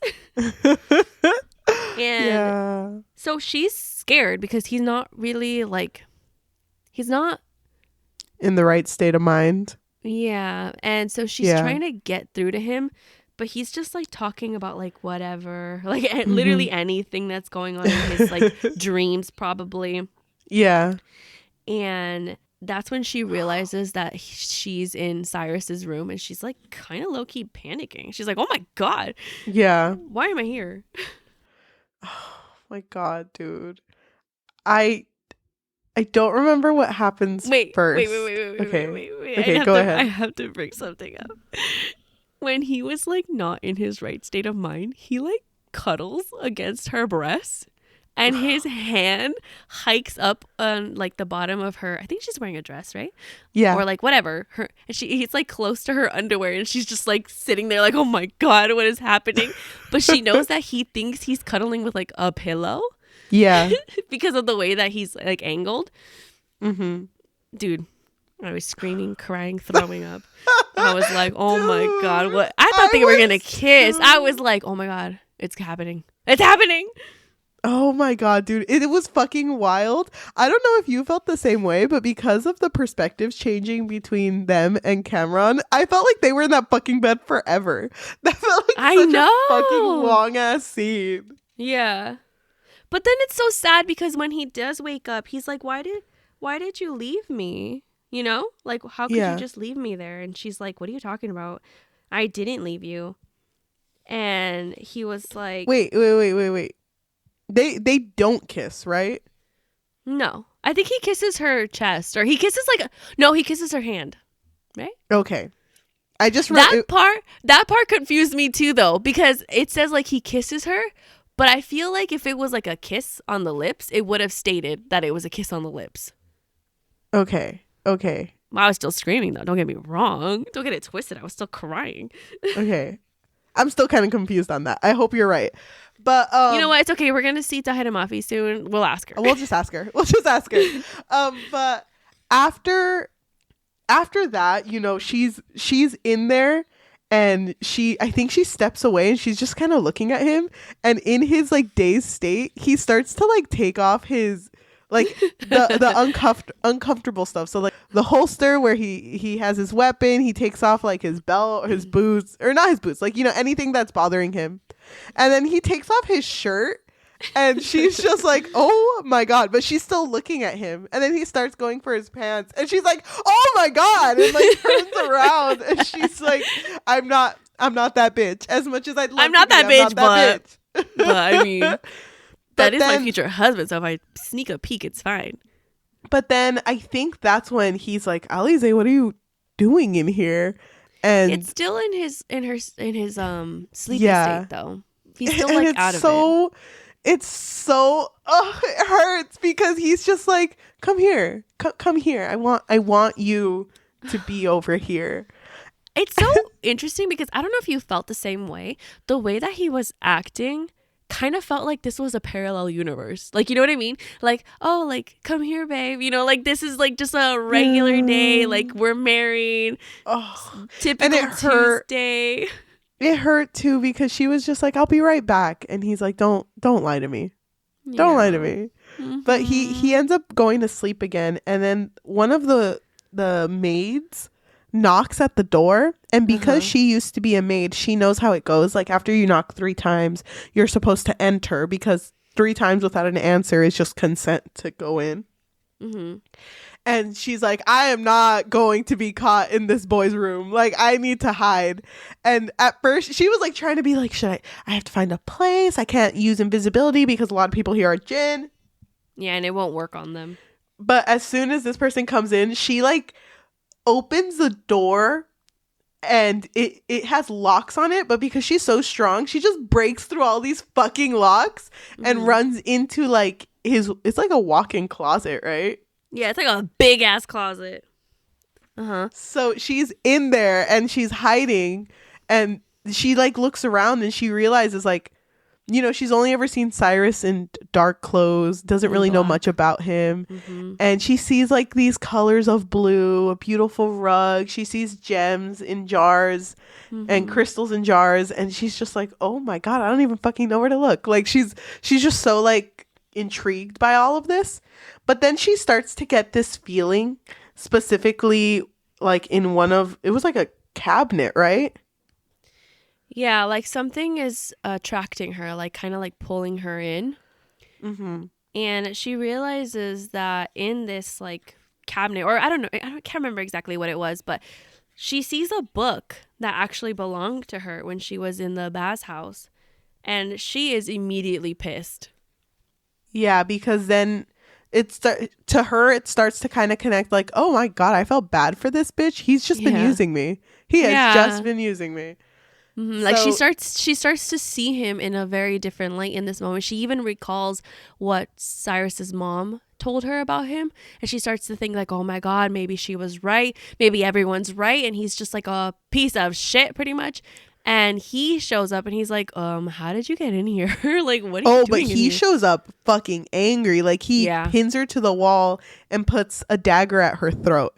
Mm-hmm. And it's like, what the fuck are you doing in here? Because this was fortified, locked. I bought them locks. Yeah, like how the fuck did you get in here? It really was though. Like no one was supposed to be able to get inside, but she literally just fucking broke the door off the hinges. And she's trying, like, remember, she's angry, but she's also trying to explain, like, I didn't plan to come in here. I was hiding. And he's like, no, you came in here with the plan of getting that book. What's your motive? Like, what's your deal? What's going on? And they're both fighting, but not really listening to each other. Yeah. It's revealed later that Cyrus didn't even know how she got there. Like, he had thought that when the maid opened the door, she snuck in with the intention already to get the book. Like, that was her intention the whole time. Yeah, like he didn't remember the whole night, so he didn't know that she was with him the entire night. And in her eyes, it was just kind of like, he's angry at me because he was hiding this and he's a bitch and he's a traitor. Mm-hmm. So when they're both kind of like on common ground, that's when Cyrus is like, you didn't come with me. You left me in the flower garden when I started having my little attack. Yeah, you just abandoned me, pretty much is what he said. But she was like, no, I did not abandon you. I was there the entire night. Who do you think cleaned those wounds, bitch? Who do you think cleaned the blood off your face? Yes. And it's so sweet because he's like very like, no, you're lying. Why would you lie about a fact? Yeah. And she was like, no, I used my dress. And he was like, no, you didn't. And like kind of cuts himself off because he looks down and her dress still has the blood on it. And she brought up like, oh yeah, I needed to wash your face. And again, he's like, wash my face. Like, where did you even get the water? Bitch. My beautiful tears, bitch. I'm fucking crying. And it's funny because then she gets embarrassed too. And this is another moment where she can't even look at him. And she's just like, nope, gonna look at the floor. Like, she is so embarrassed. And he's just so overwhelmed. And I think this is the point where he has already lowered his dagger. And before he lowers his dagger, he doesn't actually want to cut her though, because she's kind of like challenging him. And he's like, stop moving. This blade is super fucking sharp. And he does actually cut her a little bit because of her constant movements. Mm-hmm. But he's just so overwhelmed with like, oh my God, no one has ever cared about me that much. Yeah. Like, and the fact that you stayed. Also, just to bring up about the book, she really wants it back because it's hers, but he tells her like, I can't give it back to you. And the way that he says it is like very like in a desperate tone. Like he's like, I can't give this back to you. And her Nasta goes warm and she's like, you don't even know how to use it. You don't know how to open it or anything. And you won't understand it. And he's like, I know, but like either way, like he still has to keep the book.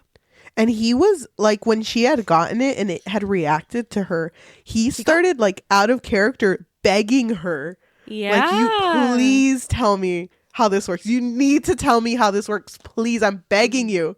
Mm-hmm. And she's just like, no, bitch. Like, I'm not telling you anything. It was actually kind of cute though, because when she explains to him that she snuck in there because of the maid, he was like, you just yanked it open. Girl, you practically ripped the door off the hinges. And she like starts to feel so bad. She's like, I swear I would fix it if I could, but I don't know how to fix a door.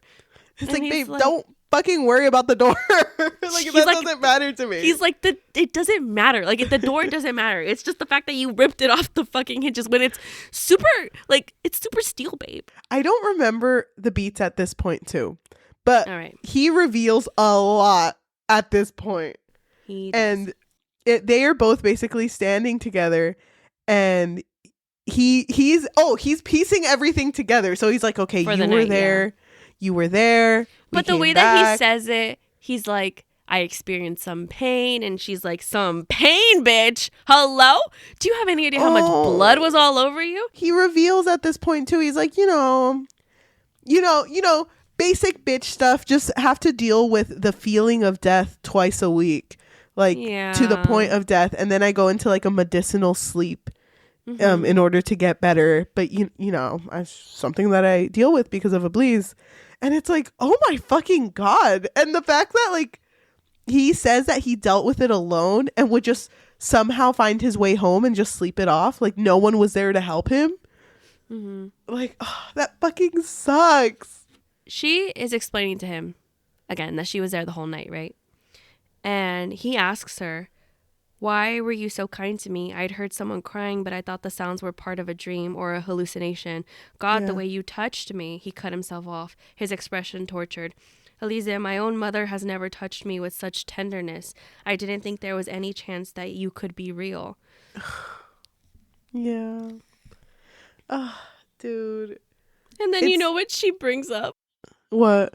She said, I believe the words you used to describe me were quite charmingly pathetic. And he says, I deserve to be shot for saying that to you. Dude, why is he so good with his fucking words? I fucking can't. This bitch got me in his clutches. Because when they're talking about the night too, he also says like, you touched, or I touched you. I touched you. Yeah. And she's just kind of like, yep. Yeah, but she doesn't want to talk about it. Yeah. She's like, yep. But he reveals to her that like he's been like desiring her. Like this has been something that has not only existed in the past few days. He's been thinking about her, and he's been in her, or she's been in his dreams. And that's kind of, he kind of just leaves it at, oh, go ahead. Yes, he does say that. But let me just reveal this, okay? He says, Eliza, let me make you my queen. And she's just like, nah. She's just like, are you trying to seduce me to get me to marry you? And he's like, no. And the Nasta warms, and she's like, oh my God, I'm sorry. I know it's a terrible accusation, but why would you, And he says, why are you acting like this is a surprise? I made my intentions clear from the very beginning. I want to marry you. And she explodes. She's like, no, the devil wants you to marry me. That's not the same thing. How can you not see that? He says, marry me and you get your crown. The devil is briefly sated and I'm discharged in great part of my debt. We all get something we want. Why is that so wrong? And she says, it's one thing to enter into a false arrangement in the pursuit of our own interests. But this, Cyrus, this wouldn't be false, and it would complicate something. What were you going to do if I kissed you? What would come next? He says, I would marry you. I'd marry you tomorrow, and then I'd take you to bed for weeks. Dude, and it sucks because it throws her off so much. And then that's when they reveal that he's been dreaming about her for months. And at first she's like trying to interrogate him. He's like, tell me about the dreams. What am I doing? And what am I saying? And he's like, kind of, girl. I know. He's like, I don't want to say it. And it's like, is it because you can't say it? And he's like, no, it's because some things are meant to be private. Like, I don't want to say. I don't want to say it. Don't make me embarrassed right now. But he reveals like he thought she was an angel. Like she didn't. He never thought that she was real. And in these like dreams that she would have, or he would have, she was like, I guess like his in a way. Like it was what he wanted. And so when he figured out that she was real, it was like, how am I supposed to pretend that I don't care about you type of way. And it sucks because like all of this is revealed, but then she brings up like, I'm everything that you had said, and then like, I am only going to marry you for the title. And he's like, really? After everything I told you, only that? And it's like, yes, because at the end of the day, when we get married, if Iblis were to tell you to fucking kill me, who would you choose? The devil or me? And he didn't say anything. He didn't say it, but we know, bitch. We know. I feel like, you know what? I feel like I know how the story's going to end, but we'll talk about that later. I just want to bring something up before that moment. Just to bring up, Cyrus has been tortured by Iblis for a very, very long time. So what Iblis did was he planted Elisa's like image in his mind, so he would constantly dream of her. He would become like, you know, I guess in love with her in a way. And it's interesting to me how the way that he was tortured is similar to the way that Elisa was also tortured by Iblis, because Iblis tortured her in a similar but different way. He would constantly show up to her and like give her like these riddles, right? Yes. And these riddles were kind of like foretelling like what was going to happen in her life. And so I like that they have that connection together where they have both been tortured by the devil. But obviously with Cyrus, it was more convenient for Iblis because planting Elisa in his mind would get him to fall in love with her. And so that way it could move forward with her being the Jinn Queen because he has a kingdom. Yes. And I just want to also say that I like that Elisa is being realistic with this. Like, yes, there have been moments where she is obviously attracted to Cyrus. Like, she feels something with him when they're together. But she doesn't let that derail her. She is staying adamant on, yes, maybe I will become your queen. Maybe, possibly. I'm not sure yet. But if it does happen, then nothing like romantic can happen between us. Because obviously, like you said, it would hurt her and him if Iblis were to be like, you know what? Kill her. Yeah. But this is revealed, and you know, the conversation, like, it needs to keep going. But you know, Tahereh Mafi just loves fucking hurting us. Love you, queen. Love you, queen. There's a knock at the door, and they can't ignore it because they keep knocking. Well, there's a knock at the door when she asks him, right? When she says, "Will you kill me?" Right? Yes. Is that what she asked him? And he doesn't have time to respond. No. Wait. Yeah, I'm trying to think. What was the question? So she asks him, like, she says, "Cyrus, please. I never asked for any of this. All I ever wanted from the world was to disappear. You brought me here. You made me this offer. You gave me the opportunity to see what I might be. And I can't willfully blind myself to the possibility now. Not now that I know there are so many people out there waiting for me. Not when I, too, have a duty." He says, "I am well aware of how I did this to myself. You need not bury the blade any deeper. But will you promise me something, Angel? When you do decide to kill me, will you tell me how you intend to do it? Cyrus, enough, I beg you." He shook his head. "I am only a man, Elisa. I can only withstand so much torture in one day. Please, leave me to what's left of my God-forsaken life." And she says, "And tomorrow, who will we become then? Are we to be enemies once more?" And that's when the knock happens and interrupts them. Okay, before we fucking continue, oh my god, dude, why are you not a fucking Audible reader? Oh my god, like, wait. Dude, anytime you read to me, I'm just like, fuck, dude. Wait, it's really? so good. Yeah, dude. Oh my god. Wait, Over hold here on. adding emotion. Let me get my resume out there. I know. I mean, dude, get me on my business email at yajaira@gmail.com. That's not her email. That's not my email. Please don't email me. But oh, dude, that hurt. The fucking emotions. The way that Tahereh Mafi writes always gets to me because she writes emotions so well. And she's developing her characters so well that I care about all three of them so much that I will cry no matter what happens. Can I bring something up right now to kind of pull us out, but talk more about Tahereh Mafi? At her book event, at her book signing, she did bring up that a lot of her writing style kind of stems from her Persian language that she grew up with, because a lot of the way that the language she grew up with is it's very, like, the way that she said it's like very dramatic.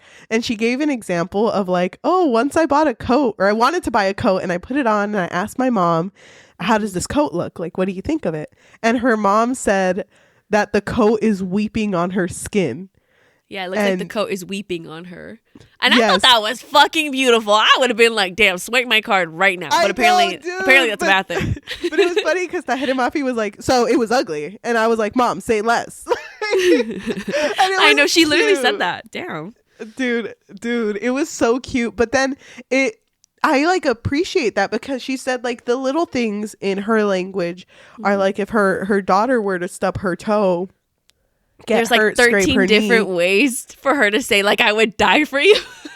Yeah, I would die for you. Let me take your pain. Like it's so beautiful. And you can see it in her writing that like a lot of how she grew up and how things translate into her writing. And it's so beautiful. It is really beautiful. It definitely gives you another level of appreciation for her writing style because it makes sense to the way that she was raised. Mm-hmm. But why don't we just say how the story ends, right? Like with Elise, not Cameron, with Elise. So there is a knock at the door and Cyrus opens it and it's the mom. And dude, fucking 180. Because instead of being that kind person she was when Cyrus was around, she's like, where the fuck are you? Where the fuck is the fucking Jin, the girl you brought? Where the fuck is she? Like there are people being violent outside and we need her. And then he's being really sweet because he's not revealing that she's there. So he's like, she's hiding, right? Yes. So he's like, okay, I'll go get her right now, you know. And she's like, no. It's so sweet because he doesn't want anyone to know that she's there because Elisa doesn't want there to be like a scandal of her being in his room, you know, them not being married yet. And so he's respecting that. And by telling his mom like, oh, let me go find her, it's him showing her that he respects her, like even her image. Yes. So it sucks too because at this point the mom was like, were you having another one of your moments again? And he was like, yeah, I was. And it was like, oh my gosh, it's always so poorly timed. And I know. She doesn't give a fuck about him. Oh my God. Is like, oh my God, she didn't even fucking ask if he was okay. Like that is such a bitch move. Fuck that bitch. Oh my God. So she, I know. So she, Elise is like done. Like she's so like, it doesn't even care about what they think about her at this point and comes out of the shadows. Yeah, but it's implied that the reason why she's coming out of the shadows is because Sarah is telling Cyrus like everyone is waiting for their queen, you know, and they're fucking surrounding the castle. And that's why she's coming out of the shadows because she's like kind of ready to face her people. Accept it too, that she is going to. Is she? It doesn't say it, but it feels implied that she's like, okay, yeah, it does feel like this, bitch. You know what? Where the devil at? I'm ready. I know, dude. That's how Elisa's side of the story pretty much end. But the book does end with Cameron being like, "All right, let's go to Toulon, bitches." I do want to say too, we didn't mention this, but as much as Cameron was thinking of Elise. She was also thinking of him, less so, but to the point where it was like Cyrus noticed it because she had asked him, like the first time she had asked him, like, did you kill him? Is he alive? Not that I care or anything. I know, but he was like, I was waiting for that question. This is how long it took you to ask about him? Like, he's what does he 13 minutes? Wow. That took 2 hours, 43 minutes, and 12 seconds. I'm not counting or anything, but what is that bitch to you? Why do you care? Yeah, why do you care all of a sudden? I don't care that you care. And like her Nasta's getting like stone cold. It's like, I don't fucking care. But but it was like sweet, you know, to see that. Well, we really don't know much about how she feels about Cameron. I know that she does care for him and feels bad for him, but I thought it was sweet that she like, you know, is thinking about him. Her people. Yeah. It's mainly her people though. Because I will say, yes, she did think about him a couple times, but I expected her to think about him a lot more than she did. Because even the moments that she had with Cyrus where like things were kind of happening between them, I almost expected her to be like, oh my God, wait. Or I don't know, not because like nothing was happening with her and Cameron. Like they're not exclusive or anything. But I did expect her to be like, wait, this is similar to how I feel about Cameron. Or she never did. I know. That's why I was surprised. Like, no, there was no time, even when she started to feel physical attraction for Cyrus. Like, I expected her to be like, wait, but what about my boy Cameron though? Well, let's blast to the past. Talk about this Woven Kingdom for a bit. And my favorite fucking scene where she goes to the ball and he's like, please tell me you came for me. Like, please tell me that you came for me because you've changed your mind and you're willing to marry me and this is what we're doing. And she just says like, no. Like she made like, nah, well, bitch. I mean, she doesn't want to get married. She doesn't even want to marry Cyrus. So, but I kind of appreciate that how blunt she is, because if you think about it, outside of these two men, she has never really had any type of intimate relationship. So to me, like, I fucking love Cameron. I do. But she doesn't really know him. And she does mention while she's, well, in her head, but while she's with Cyrus, she's like, every relationship that I've had, whether good or bad, like, they've never been truthful, like honest. Even with Cameron, he wasn't completely honest with me and his intentions at the beginning. Yeah, because Cameron was he thought she was a spy and he was like following her around and everything. So I kind of like that she has this moment to reflect. But I mean, I'm excited to see what happens when they meet each other again. And I'm nervous to see what he's going to think when he gets there and how he's going to like catch her. You know what I mean? Like, is she going to be like hugging our boy Cyrus? Like, is she going to be doing something? Is she going to be married? I don't know. Is it going to be like that moment where they kiss and it's like, speak now or forever hold your peace? And he's going to be like, wait, this is supposed to be our wedding, babe. Oh my God. I'm like, dude, I'm shook. I finished reading it a while ago. I think I finished like a couple of hours ago before I got home. I'm still kind of like, I need to sit with this book a little while longer before I can have like a definite answer to how I feel about it. Yeah, that's fair. I feel that. But I do like all the characters. That's all I can say. It feels like there's a butt coming though. I mean... Well, is there anything else you wanted to mention before we get to overall thoughts? No. Well, let me think. Hold on. We've been talking for 2 hours. I know. That's why I'm like, I think that I appreciate how nothing really happened in this book. Thank you. I didn't want to say anything. Dude, it kind of hit me when we were talking about the whole bed scene. I was just like, this whole book was one day. One day.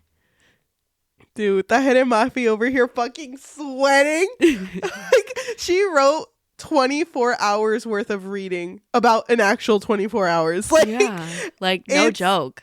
It didn't hit me until way later where I was like, unlike the first book where I felt like there was fucking drama at every second, there wasn't really much going on except for like the development of characters and the development of relationships. Yeah, and I feel like there's a lot of emotional drama.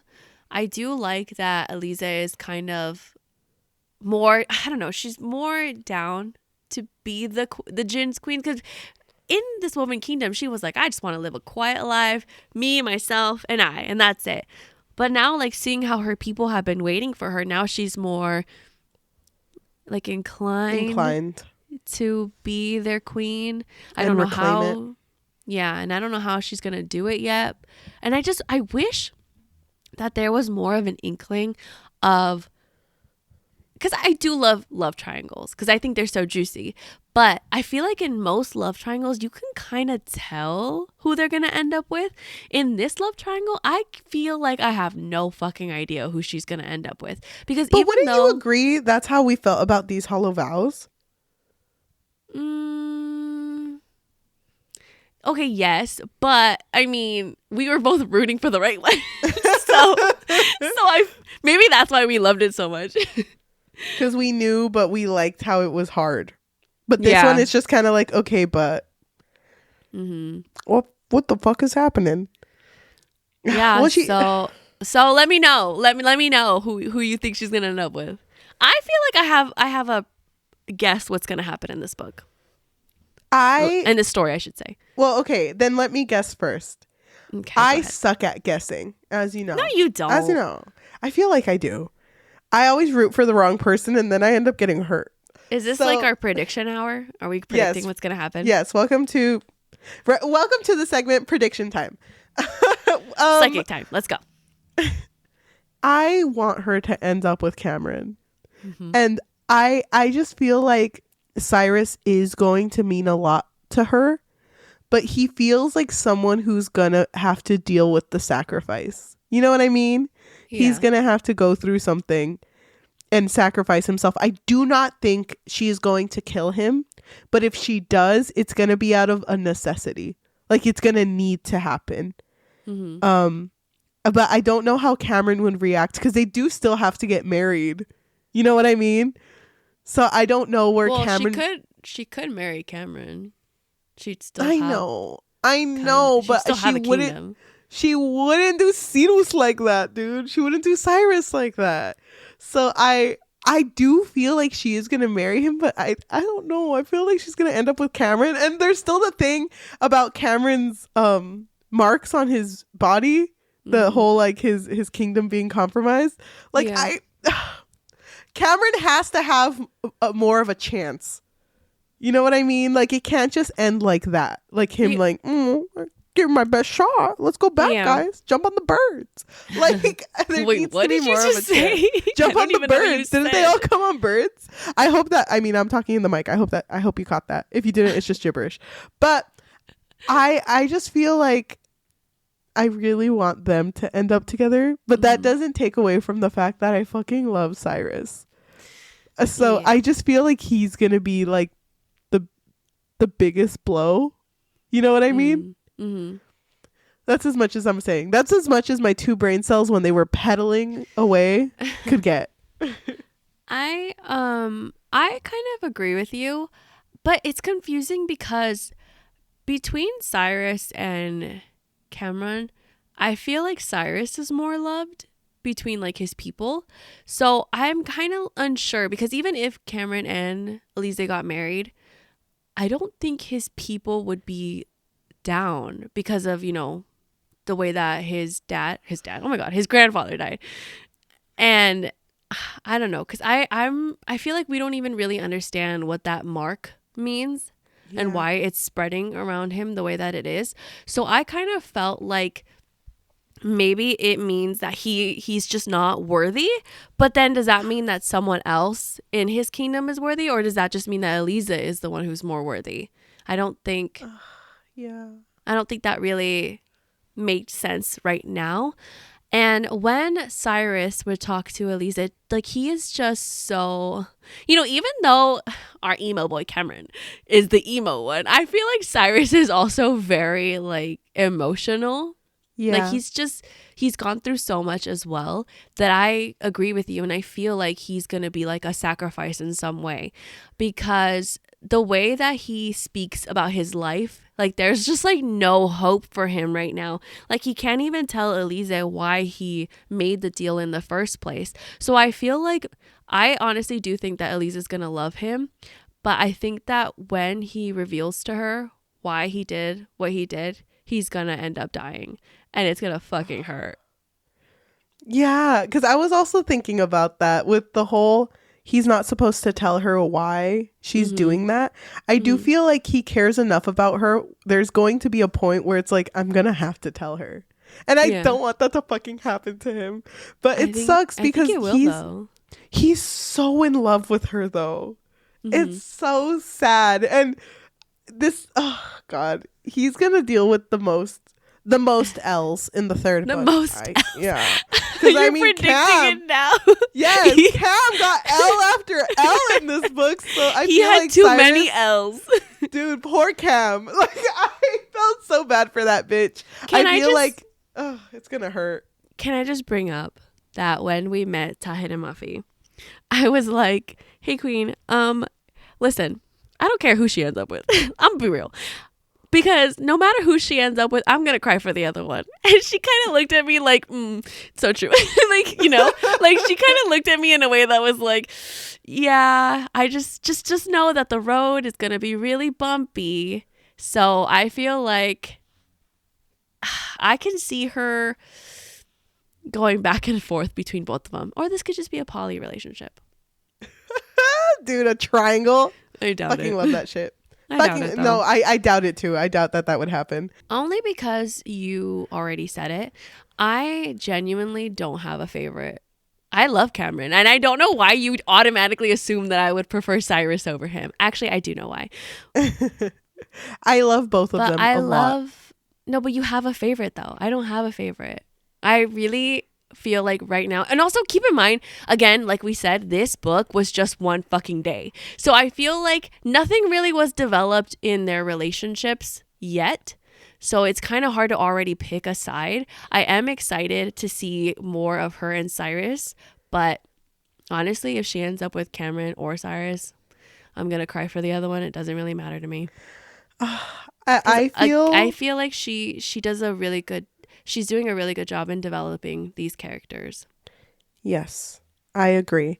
I'm very excited for fucking that wild team that Cam's bringing to Toulon. I'm so excited because they're all so fucking different.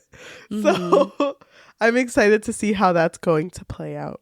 Yeah. And that's also why I kind of think she might end up with Cameron, just because she has that family formed that is connected to Cameron. But I mean, so much can happen, so I'm not really sure. I know. Oh my gosh. Let's get to overall thoughts before I cry. Why would you cry? Oh, I guess I could start. I really, really like this book a lot. When I finished reading it, I was very like, it ended really quickly. And I don't know if you noticed inscribed, it said it was 33 chapters, but it ended on chapter 32 because the last one's just like oh, thank you for listening, you know? Yeah. So when it ended, I was just like, it fucking ended? Like I had to go back and I was like, really? That's how it ends?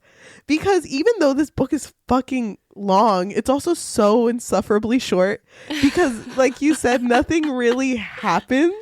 And as much as I did like it, because we do get to see the characters interact with each other more. Mm-hmm. And I think that Tahereh Mafi does a really good job at writing dialogue and interactions between people. Mm-hmm. I still prefer the first book over this book only because a lot more happened. Like I at least wish that Cameron would have gotten there. You know what I mean? Or like seen her. Yeah. Or just like to get there and be like, I'm here for my queen. You know, like I wanted to see something like that. Mm-hmm. But we didn't even fucking get to that point. The only person that he admitted to openly that he wants to marry her was to fucking Hazan and the Firefly too. Don't forget Beyonce. Like that's the only two. So I really wanted there to be more. But I mean, fuck. There wasn't really much. I loved Cyrus. I loved reading about his character. I thought he was so well written. And as much as he's like feared by others outside of Toulon, he's actually he's very methodical in the way that he acts and presents himself. And I thought that was interesting, like an interesting point of the character. Like he didn't hide his emotions on his face. Like he would show concern. He would show when things were funny. He would show his anger. And when he didn't want to, he would look away because he can't control the way his emotions show. And I fucking love that about him. Like, I'm kind of in the same boat. I'm gonna cry for the other bitch. At this point, no one get married. Like, let's all just three be friends and meet up for like bingo every like week or something. Let's just stay friends, guys. But I did like this book overall. I think I like this book a lot. I don't know if you feel the same way. After meeting her, it kind of made me a lot more excited for this book. Oh, so dude, even though it is not a 5 out of 5 for me, I am still so in love with this Woven Kingdom, like the whole series in general. I'm in love with all the characters. And the fact that she revealed that it's more than a trilogy got me so fucking Dude. excited. I could cry. I could fucking cry. She did, by the way, say that she's working on the third book. She's not done with it yet, but her goal is to release the third book by next year. So I know. Dude, let me just say that I also asked her how she pronounces it. Like, is it Cyrus or Cyrus? Because if you guys listen to the audiobook, in the first book, they kind of interchanged both pronunciations. So they would say Cyrus and Cyrus. Yeah. And in the second book, in these Infinite Threads, they just only said Cyrus. That's it. And so I asked her, I was like, so is it Cyrus or Cyrus? And she said that when she wrote This Woven Kingdom, she did have the intention of it being pronounced as Cyrus. But when she would like write his name or say his name, she would just say it as Cyrus. And so now it's just Cyrus. It's not Cyrus. I'm glad you asked her that. I forgot, and I was as soon as you brought it up, I was like, "Oh my god!" But you're like, "Yeah," because I asked Cheli to ask her just in case I would forget. But you went. I'm glad first. you remembered. Thank you. Me too. I'm asking the hard hitting questions. I also told her, blink twice if she ends up with Cameron. Blink 3 times. I'm just kidding. I was gonna, but then I was like, just kidding. And you know what? I'm stupid. Don't look at me. Okay, I do want to get to the question that we asked her, but before that. Overall, I loved it. I would, you know what? You got me. I would give it a 4.25. Like, that's where I'm at God. with this book. I fucking loved it. Is that what I guessed? Yeah, that's what you guessed. Fuck because yeah, you could bro. give a 4.25 on Storygraph. Exactly. So, my overall thoughts of this book is I was so excited to devour this story. And I feel like it's a little... I'm not disappointed at all, but I am a little like sad that this book was only one day. I kind of wish it would have at least been like a week of, you know, everything that had happened, but so much was happening. So much was happening with Cameron that I kind of understand. And like I've said a million times, I feel like Tahereh Mafi's writing is so beautiful. I'm so obsessed with it. I really wish that I could write as poetic as her. And I really cared for all of the characters. At the moment, I'm not anyone's team, although I will say that I fucking love that Cameron is the melancholic king. Like, I live for that shit. I'm just picturing him. Like, just fucking black eyeliner running down his, like, fucking ojos. I love that. Oh, my God. But I also do really love Cyrus as well. Like, I love how mysterious he still is to us. And I feel like there's just so much that we need to uncover for him. And no matter who she picks, I'm going to be happy, but I'm also going to cry. So I wouldn't say that I loved the first one more. I don't know. It's kind of weird because this kind of just felt like I don't know, like an epilogue of the first book. Like a 1.5? Yeah, exactly. Like here's what happened right after that moment, you know? Yeah. So I'm a little conflicted because I still need to, you know, think about it, let it sit with me. But for right now, I would give it a 4.75 because you can do that on Storygraph. Because I want to give it a 5 based solely on the writing alone, and because I also really care about all of the characters, especially the Firefly, Beyonce. Just kidding. JK, that's no, that's the best character. I don't know why you said just kidding. You mean it. No, I really do. I love all of the characters, and I'm so excited to see like what happens in the next book. But even if I did give it a 5, it would. I know for a fact this would not be my favorite read of the year. Like, you know what I mean? Like, you know how you said that 5 sometimes have different like ranges, like a lower 5, like a 5 or a 5. Yeah, exactly. So I kind of feel like it's between like a 4.75 or a 5. I'm not entirely sure yet.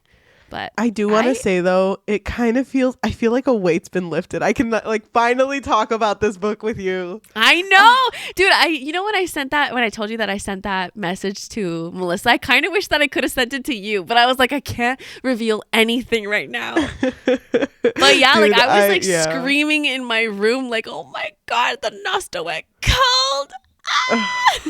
Dude. Oh my God. I'm gonna say our goodbyes because I feel like after we finish reading the review of this book, we can talk about the stupid question I asked Tahereh Mafi and Adam Silvera. Beautiful, just so iconic question that you asked. Okay, so thank you so much for everyone who is listening. You really went through it with us. It's like almost 2.5 hours.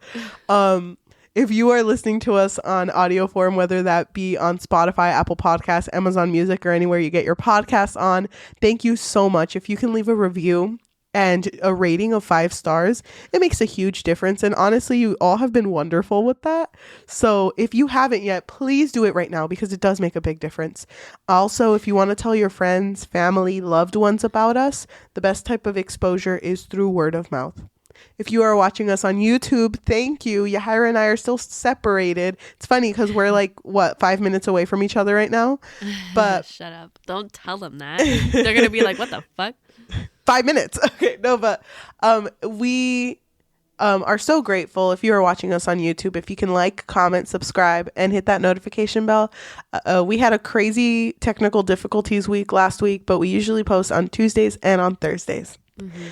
So I also want to say that we did start a Patreon, and it would be super cool if you guys joined, because we do really want to start a book community, hopefully a book club soon, and just have a way where we can talk to you guys in a more intimate way and kind of be like no filter. And I don't know if you looked into it, Yajaira, but I think we can sing on there. I didn't look into it, but if we can, oh my God. Not saying that we're good singers, but you know.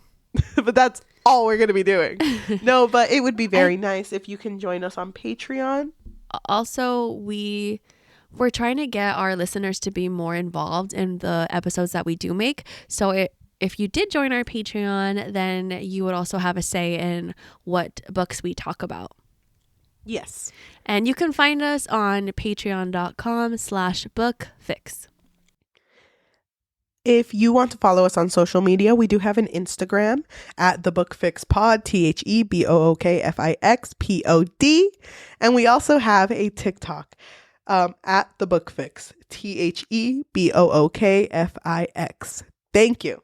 At the end of the episodes, Yajaira usually rolls a dice on an app, and if she gets an even number, we read a positive review of the book. If she gets an odd number, we read a negative review of the book. We kind of just read it and let it go. We don't connect to it at all. We don't agree or disagree with it. We don't even talk about it. Mm-hmm. So, but we will on our Patreon. If you wanted to join us, maybe. But thank you so much, Yajaira. If you can give us our number so that I can look up a review. All right. Our number is 6. That is an even number, so I'm going to read a positive review off of Storygraph. It was 416 pages. It did not feel like it. It really didn't, huh? It kind of felt like 210. I don't know. It kind of felt like I maybe like 197. I don't know, though. I don't know why, but it just felt like I fucking flew right through that book. In general, like out of 4.23, by the way. Oh, wow, really? Queen. I kind of like how it asks questions on Storygraph, by the way. Like it'll ask plot or character driven, strong character development, lovable characters, and it's just yes or no questions that you can answer. I know. I feel like it definitely helps us navigate more about like what is this book offering me. KCL Evidence on Storygraph, who gave it a 4.5 out of 5 and wrote, "Nothing happened in this entire book. All they did was talk, but it was really good talking. So I really loved it. No one does enemies to lovers like Tahereh Mafi." Wait. Can I interject, please? I know I'm not going to comment on that at all. I would never do that. That's weird. Okay. It's weird. But let me just read this to you, okay? Hold on. So, the review that you just read reminded me of a review that I read that was written by Amelia on Goodreads, and they wrote, "Absolutely nothing happened in this book and it was glorious. 5 out of 5. Thank you so much for listening, and we will talk to you next time. Bye. So fucking funny, dude. Screenshot that and send it to me. Okay, I will. Yes, queen, give us nothing. But 5 out of 5 though. So when we were at the book event, I told Yajaira a joke. It was a joke. in the car and I told you that I was gonna ask Tahereh Mafi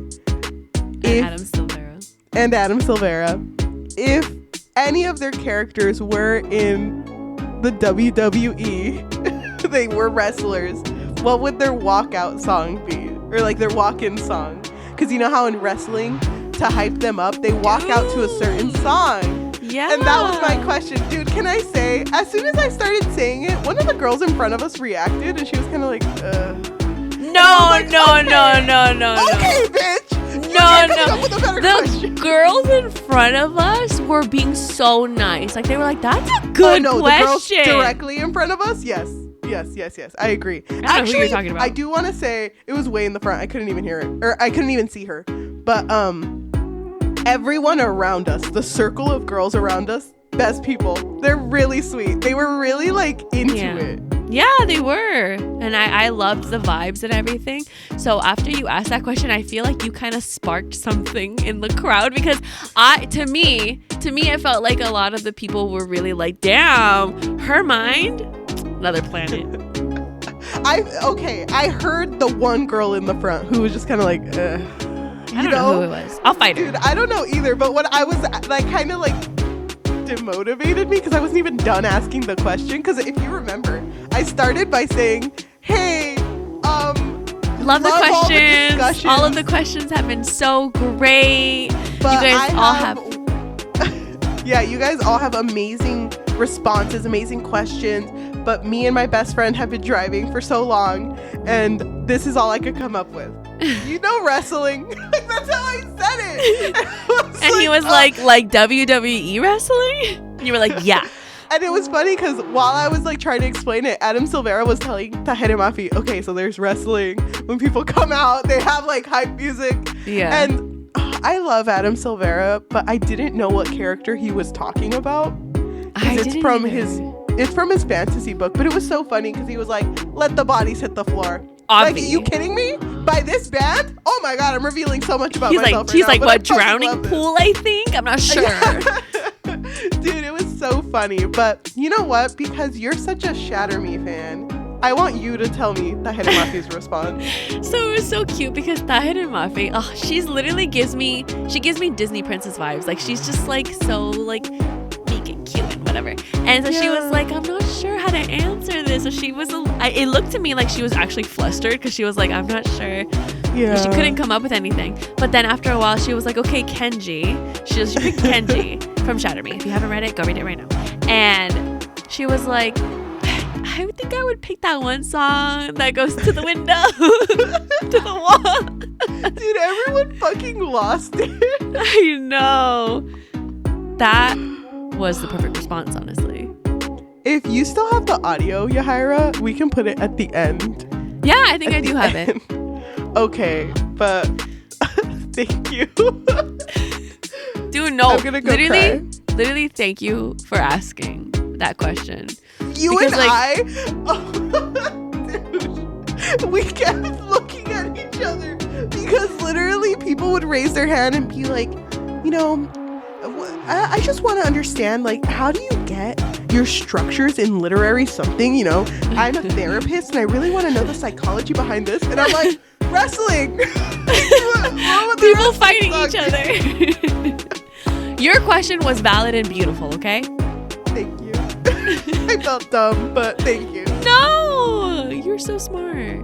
Brilliant. In the back and then boom and then that's okay. First of all the questions have been so great and so beautiful, and the way you guys have been answering is great. But I've had like a long drive and a long work week, and the only question I can come up with is, I'm a fan of wrestling. And if you know about wrestling, like WWE. Yes. Okay, yes. If you know about wrestling, when the wrestlers walk out, they have a walkout song.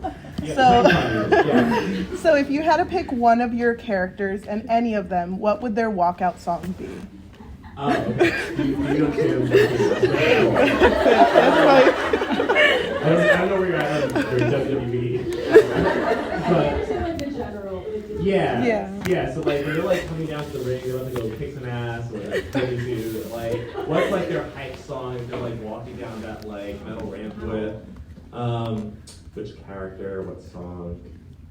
You asked a hell of a question. Already commit to an answer. Okay. Ooh. Okay. In my very popular fantasy series, Infinity Son, he's a character. He's like the kind of like the dickheaded brother, right? And he's very much like he believes in like being like judge, jury, executioner, and which is not any power that like one person should wield. There's this song like "Let the Bodies Hit the Floor." And I just feel like that'd be a great song to write. So he's like the Infinity Reaper of the sequel, and that just feels. And that was like a big song like during the WWE like era too. Let the Bodies Hit the Floor. I don't remember what it was like Drowning Pool or something. Yeah. Cool. Wow. That all just came back to me. That's really good. Yeah, that is really good. Well done, Adam. I don't know if I have like a half-baked answer that I'm not even willing to like necessarily commit to. So you won't hold me to this.